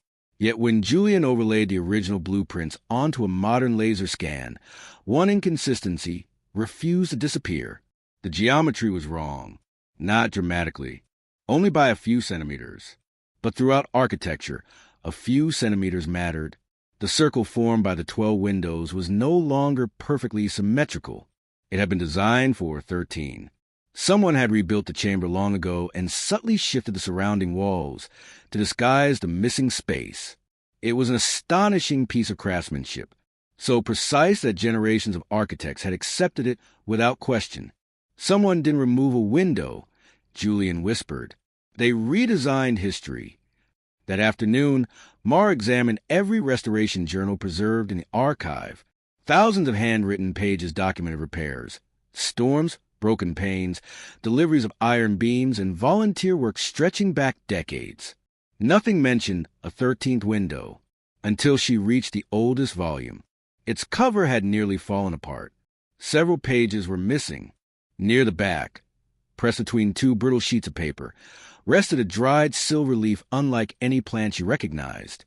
Beneath it, written in faded ink, appeared a sentence so faint she almost missed it. When the 13th is forgotten, the labyrinth will remain beautiful, but incomplete. There was no signature, only a small emblem, a circle divided by 13 tiny rays. Julian spent the evening studying photographs taken inside the greenhouse over the past 50 years. He enlarged hundreds of images, searching not for what appeared in them, but for what should have. Then he found it. In almost every photograph, visitors unconsciously avoided standing before the empty frame. Children ran around it. Tour guides stopped just short of it. Wedding photographers positioned couples one step to either side. No one had instructed them. No signs directed them. Yet everyone instinctively left the space untouched, almost as though some invisible presence quietly encouraged people to walk around it. Julian stared at the sequence of photographs for nearly an hour. They'd been doing it for decades. That evening, heavy fog rolled across the hill. The greenhouse stood wrapped in pale mist, its broken roof disappearing into darkness. Mara entered alone. She carried no cameras, no note-de-voix, only the silver leaf recovered from the journal. Standing before the empty frame, she held the leaf toward the fading light. At first, nothing happened. Then the last ray of sunset struck its surface. The leaf shimmered. A narrow beam of silver light crossed the chamber and touched the empty opening. For one breathtaking moment, delicate lines appeared in midair. Not glass, not light, something between the two. A magnificent stained glass window slowly revealed itself, composed entirely of shimmering reflections. Unlike the other windows, it held no colors, only countless tiny mirror fragments. Each reflected a different part of the chamber, different visitors, different moments, different seasons. As Mara stepped closer, one reflection caught her attention. She was no longer looking at the present. She saw the greenhouse exactly as it had appeared generations earlier. The missing window stood complete. Children laughed beneath it. Artists painted nearby. An elderly woman gently placed her hand against the silver glass before smiling at someone beyond the frame. The vision lasted only seconds. Then darkness returned. The window vanished once more. Only the empty opening remained. Mara's heart raced. The 13th window had never reflected the world. It reflected memory itself. Somehow, the labyrinth had preserved echoes of every generation that had ever stood before it. Not in photographs, not in journals, within the glass. Outside, the evening bell from Blackridge echoed softly across the valley. Inside the silent greenhouse, Mara slipped the silver leaf carefully into her pocket once more. She no longer believed they were searching for a missing window. They were searching for the forgotten reason it had once been considered the most important window of them all. The glass labyrinth, Arc 2, the 13th window. The following morning, the greenhouse remained closed to the public. A handwritten notice hung from the iron gates. Restoration in progress. Thank you for your patience. Only a handful of people knew the real reason. Inside the central chamber, Mara and Julian had recreated the exact conditions from the previous evening. Mirrors redirected sunlight through the crystal prism. The silver leaf rested on a velvet cloth at precisely the same angle. Every measurement was recorded to the millimeter. Nothing happened. The empty frame remained exactly that. Empty. Julian sighed and lowered the light meter. It isn't responding to the light. Mara nodded slowly. It's responding to something else. By noon, they had exhausted every scientific explanation they could think of. Temperature, humidity, seasonal angles, glass composition, magnetic fields. Every result was perfectly ordinary. The labyrinth refused to reveal its secret twice. As Mara packed away the equipment, her eyes drifted toward the old guest book resting beneath the ancient oak in the garden. Thousands of visitors had written in it over the years. She suddenly remembered something. The mysterious silver window had appeared only after she had reread one of the earliest entries the night before. Not immediately, but moments later. She hurried outside. The guest book was enormous now. Its earliest volumes had become too fragile for everyday use and were stored inside the archive, Carefully turning page after page, Mara searched for the oldest handwriting. Some entries contained only names. Others were poems. A few were sketches of flowers that no longer bloomed in the garden. Then she found an entry unlike the others. The ink had faded almost to invisibility. Only under soft afternoon light did the words become readable. Every window remembers a different truth. The 13th remembers the ones no longer remembered by anyone else. There was no signature, only a date. 87 years earlier. Julian compared the date with every document they possessed. A smile slowly crossed his face. The greenhouse closed for restoration that same week. So that's the week the architectural drawings changed. He spread 2 blueprints across the table. The first showed 13 windows. The second, created only days later, showed 12. Someone had revised the official plans almost immediately after the mysterious journal entry was written. Not because the building changed, because the records changed. History itself had been edited. Late that evening, a violent thunderstorm swept across Blackridge. Rain hammered against the glass roof while flashes of lightning illuminated the maze in brilliant white. The greenhouse stood empty except for Mara. She had no experiment planned, no hypothesis left to test. She simply sat beneath the crystal prism listening to the storm. As midnight approached, the rain suddenly stopped. Silence settled over the labyrinth. One final flash of distant lightning illuminated the empty frame. This time the silver window appeared instantly, not faintly, completely. Every mirrored fragment shimmered like liquid moonlight. Instead of reflecting the chamber, however, it reflected faces. Hundreds of them. Visitors from different generations. Children, gardeners, artists, builders, musicians. Some smiled, some laughed, some simply stood quietly beneath the glass.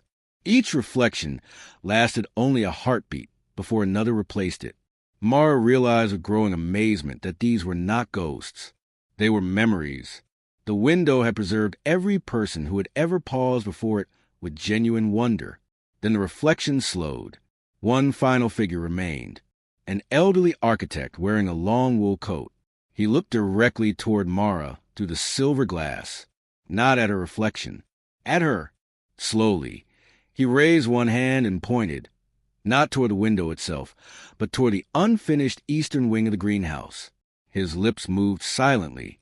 No sound emerged. Then the image dissolved into countless fragments of light. The chamber returned to darkness.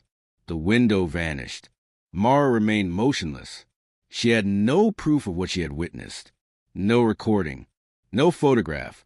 Only one undeniable certainty. The forgotten window was trying to guide them somewhere.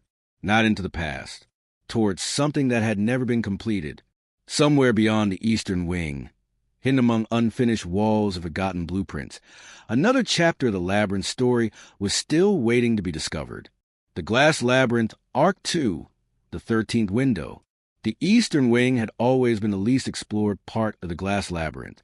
Visitors admired the restored gardens, lingered beneath the crystal prism, and wandered the colorful corridors. Few ventured beyond the faded iron gate marked restoration access only. There was little to see, or so everyone believed. At first light, Mara and Julian unlocked the gate. A narrow corridor stretched ahead, swallowed by climbing ivy and decades of silence. The stained glass panels ended abruptly, replaced by unfinished iron ribs that reached into open air. Here, the greenhouse looked less like a masterpiece and more like a construction project abandoned halfway through. The floor was covered with a thin layer of dust, until Julian noticed something.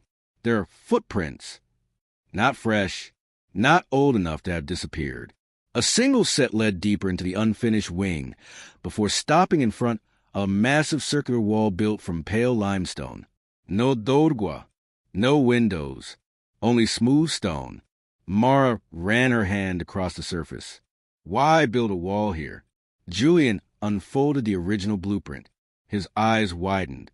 This isn't supposed to be a wall. What is it supposed to be? He pointed to the faded drawing. A gallery. They spent the next several hours examining every inch of the stone. No hinges, No seams. No hidden locks. The wall appeared solid. Yet when Mara tapped gently near its center, the sound changed. Not dramatically. Just enough. Solid stone became a low, hollow echo. She smiled. Something's behind it. The blueprint offered one final clue. In the margin, almost erased by time, someone had written a single instruction. The gallery opens only when no one is searching for it. Julian laughed softly. That's wonderfully unhelpful. As afternoon sunlight shifted across the unfinished wing, a beam slipped to the broken roof and struck a small brass disc embedded in the floor. Neither of them had noticed it before. The disc reflected the light toward another polished plate hidden high on an iron column. Then another, and another. The chain of reflections slowly formed a complete circle around the stone wall. One final ray landed directly at its center. A deep metallic click echoed through the silent wing. Dust drifted from the ceiling. The circular wall began to move, not outward, sideways. Stone glided silently into surrounding structure, as though the mechanism had been waiting decades for that exact alignment of light. Beyond it lay a room untouched by time. Unlike every other chamber in the greenhouse, this one contained no broken glass, no Venus, no signs of decay.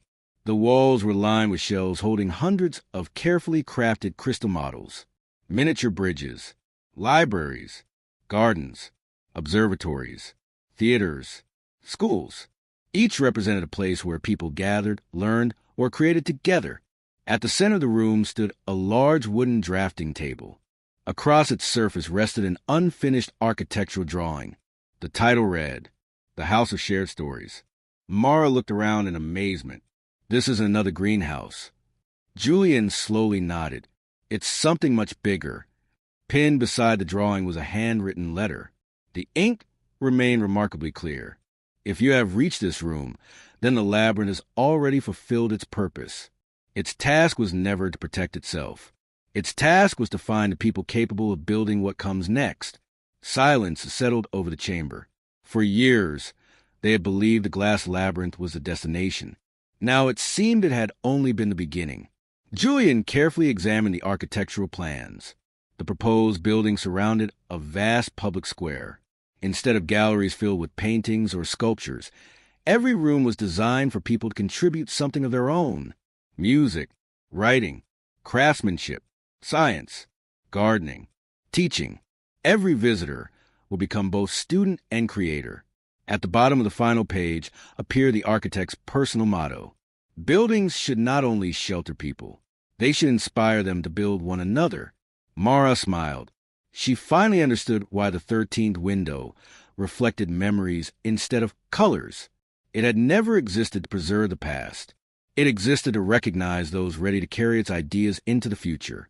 As evening sunlight entered the hidden gallery, the crystal models scattered thousands of tiny reflections across the unfinished drawing. The room seemed to come alive, not with magic, with possibility. For the first time since discovering the glass labyrinth, Mara realized the greatest mystery had never been hidden behind secret doors or forgotten blueprints. It had been hidden inside a simple question the building had quietly asked every person who entered. What will you create that allows others to create even more? And somewhere beyond the hidden gallery, beyond the unfinished eastern wing, beyond the hill that overlooked Blackridge, the answer had already begun taking shape, waiting for the next dreamer brave enough to turn an impossible blueprint into something real. The glass labyrinth, Arc 2, the House of Shared Stories.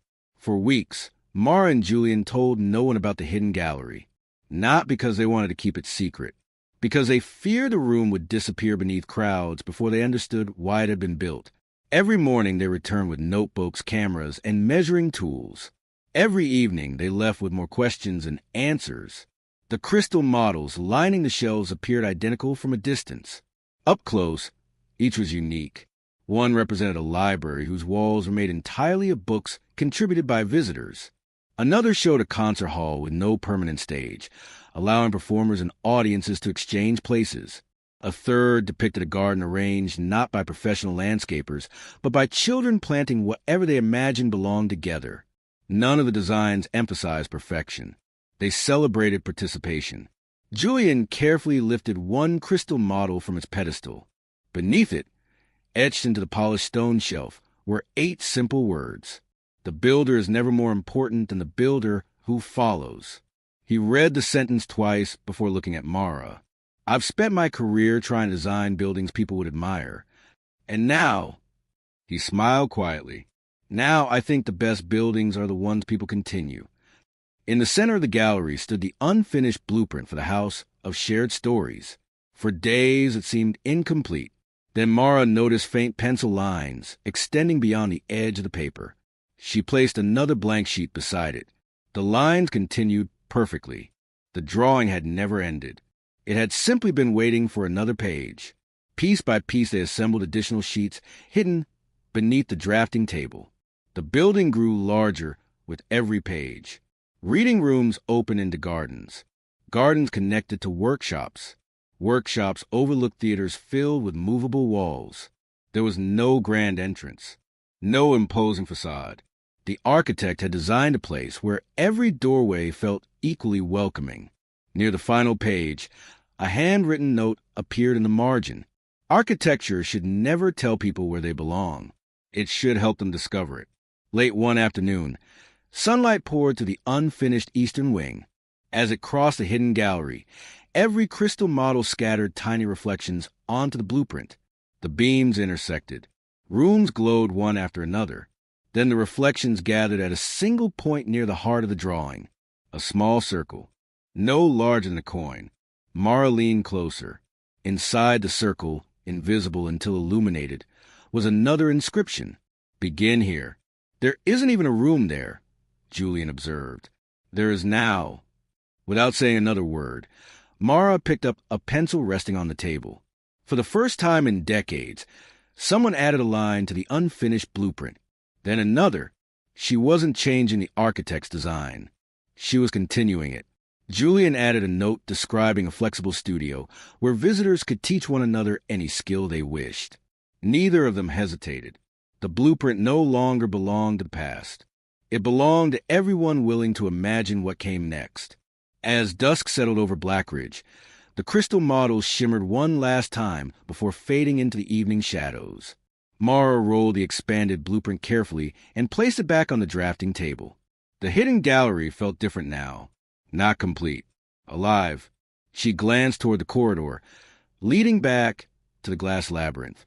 For years, she had believed the greenhouse guarded its greatest treasure behind locked passages and forgotten walls. She finally understood the truth. The treasure had never been the gallery. It had never been the 13th window. It had never even been the remarkable building itself.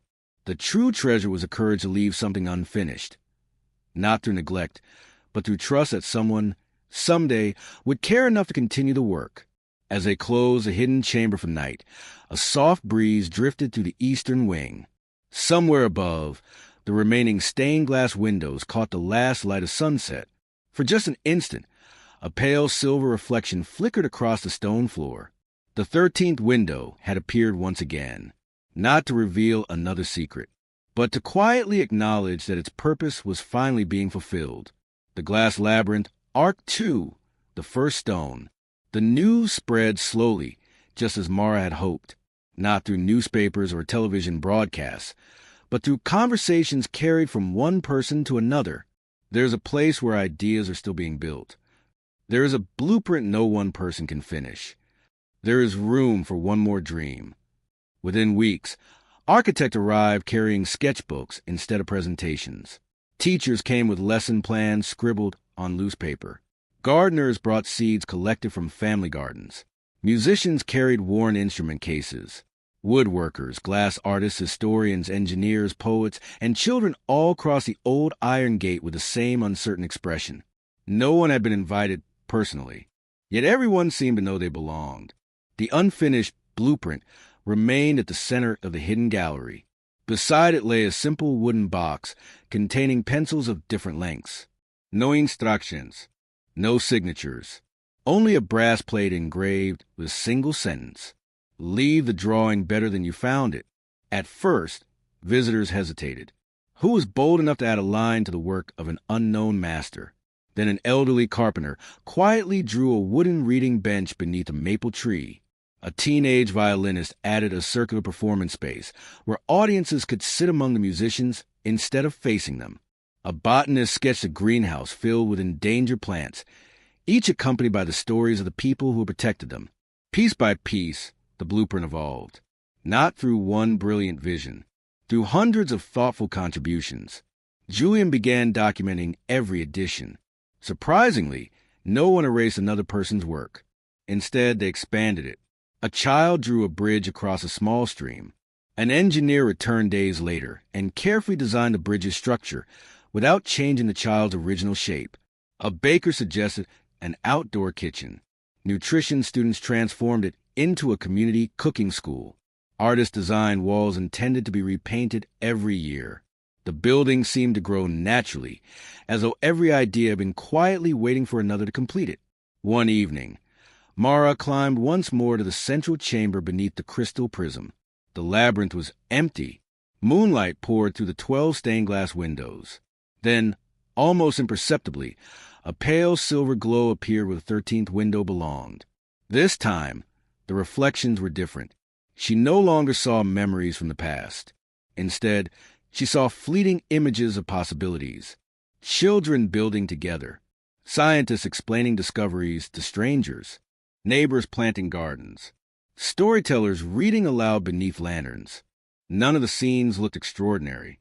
That was precisely what made them beautiful. The silver window had never predicted the future. It reflected futures that people could choose to create. When Mara returned to the hidden gallery, she found something unexpected. The blueprint had changed again, not because anyone had visited. The fresh pencil lines added by dozens of contributors had somehow blended seamlessly into the original drawing. It was impossible to distinguish the century-old ink from the sketches made only days earlier. Julian examined the pages in disbelief. The paper hasn't changed. The story has. Mara smiled. The architect planned for this. She gently touched the corner of the blueprint. It was never meant to preserve one person's vision. It was designed to become everyone's. As dawn broke over Blackridge, the first rays of sunlight passed through the restored stained glass windows, scattering ribbons of color across the hidden gallery.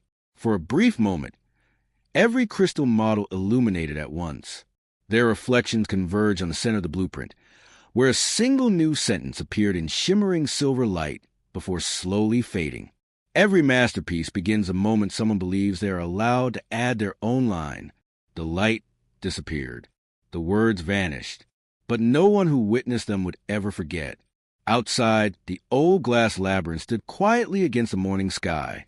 It was still unfinished. And for the first time in its long history, everyone understood that was never a flaw. It was the promise that there would always be room for one more dreamer, one more builder, and one more story waiting to become part of something greater than any single generation could create alone. The glass labyrinth, Arc 2, the letter without a name. The first letter arrived on a Tuesday. It bore no stamp, no return address, no signature. Someone had slipped it beneath the iron gate before sunrise. Mara unfolded the heavy cream-colored paper with unusual care. Only a single sentence had been written in dark blue ink.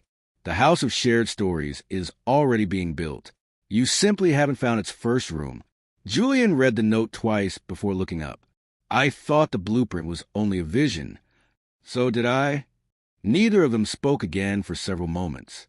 If the anonymous message was true, then somewhere beyond a glass labyrinth, someone had quietly begun transforming imagination into reality. Over the next month, for more letters appeared, always before dawn, always written on the same paper, always in the same elegant handwriting. None revealed the sender's identity. Instead, each offered another fragment. Look for the place where strangers stay longer than friends. The strongest foundation is conversation. Count the empty chairs. The messages sounded more like reflections than instructions, yet everyone hinted at a real location. One rainy afternoon, Mara and Julian decided to stop searching for unusual buildings. Instead, they searched for ordinary places where people naturally gathered. Libraries, community gardens, public workshops. Small cafes, neighborhood parks. The clues no longer pointed toward hidden architecture. They pointed toward human connection. Late that evening, they entered an aging brick warehouse that had recently been converted into a shared workshop. Painters worked beside engineers. Woodworkers shared benches with robotic students. Children built miniature bridges from scrap timber, while retired craftsmen quietly offered advice. Nobody seemed to own the space. Everyone belonged to it. Julian slowly smiled. This feels familiar. Mara nodded. It feels like the blueprint. The workshop manager greeted them warmly. We've been expecting visitors. Mara froze. You know who we are? The woman laughed softly. No, I just knew someone would eventually come looking. She reached beneath the reception desk and produced an old leather folder. I was told to give you this. Inside rested a faded architectural sketch. Not of the glass labyrinth, not of the house of shared stories. It depicted dozens of small buildings scattered across different towns, connected not by roads but by flowing lines resembling threads. Across the top someone had written, "One building can inspire a city. A city can inspire the world." There was still no signature. As they left the workshop, the rain had stopped. Children were drawing chalk murals across the pavement outside. An elderly musician played violin beneath the shelter of an old oak tree. People who had arrived as strangers were leaving together, laughing as if they had known one another for years. Julian folded the sketch carefully. I think we've misunderstood the blueprint. Mara glanced back toward the workshop. It was never about constructing one extraordinary building. No, it was about helping ordinary places become extraordinary. For the first time, the glass labyrinth no longer felt like the center of the story. It felt like the beginning of countless new ones. Somewhere, the anonymous author of the letters continued watching. Not to test them, not to hide another mystery, but to ensure that the ideas born beneath the stained glass roof would keep traveling from one community to another. And on the hill above Blackridge, as evening sunlight filtered through the 12 familiar windows, a faint silver shimmer briefly appeared where the 13th window belonged, as though the labyrinth itself approved of a journey that had finally expanded beyond its own walls. The glass labyrinth, Arc 2, the cartographer. The 6th letter arrived folded inside an old map. Unlike the previous notes, this one contained no poetic phrases, only a network of circles connected by thin ink lines stretched across the yellow paper. At first glance, it resembled an antique railway map. Julian quickly realized it wasn't. There are no town names, no rivers, no roads. Mara traced one of the circles with her finger. Each was marked with a tiny symbol instead of a label: a lantern, a book, a tree, a violin, a compass. Near the bottom of the page, in handwriting they had come to recognize, appeared a single instruction. Maps usually tell you where to go. This one tells you where people began to change. The first symbol, a lantern, led them to a tiny lighthouse on the edge of a rocky coast. The building was no longer in use. Yet every Thursday evening, volunteers gathered there to teach navigation, astronomy, and local history to schoolchildren. No admission fee, no advertisements, only a handwritten sign above the entrance. Everyone is welcome. Inside, hanging beside the old lighthouse lens, Mara discovered a familiar emblem carved into the wood, a circle with 13 tiny rays, the same symbol they had first seen high above the crystal prism. Someone had been here before them. The second destination lay hundreds of miles away.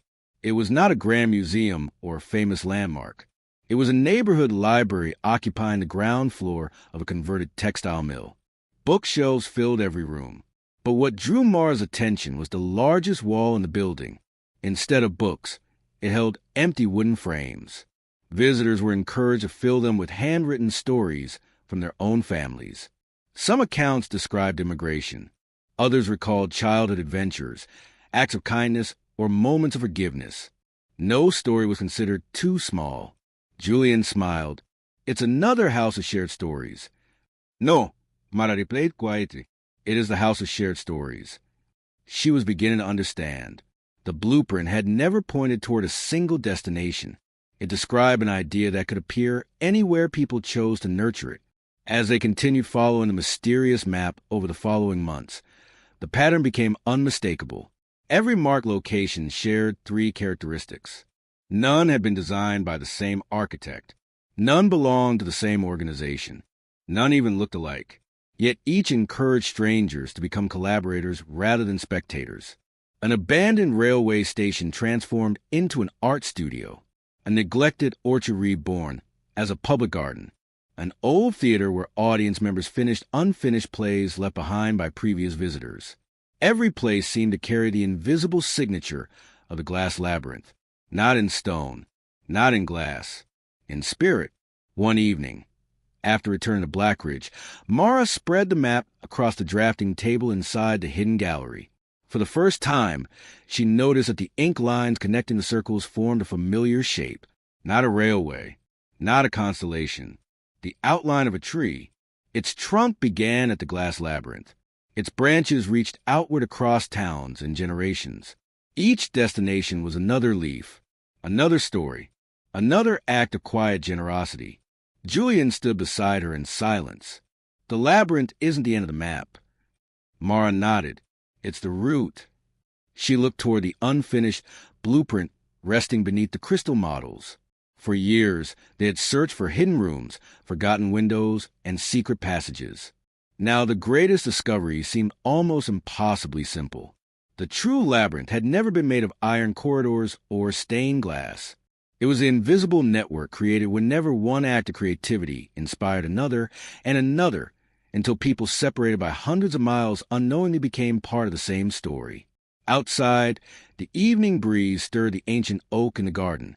Hundreds of glass leaves chimed softly together. Among them, one silver leaf caught the fading light and shone more brightly than the rest, not as a signal that another mystery awaited, but as a quiet reminder that every journey worth taking eventually becomes a path others are willing to follow.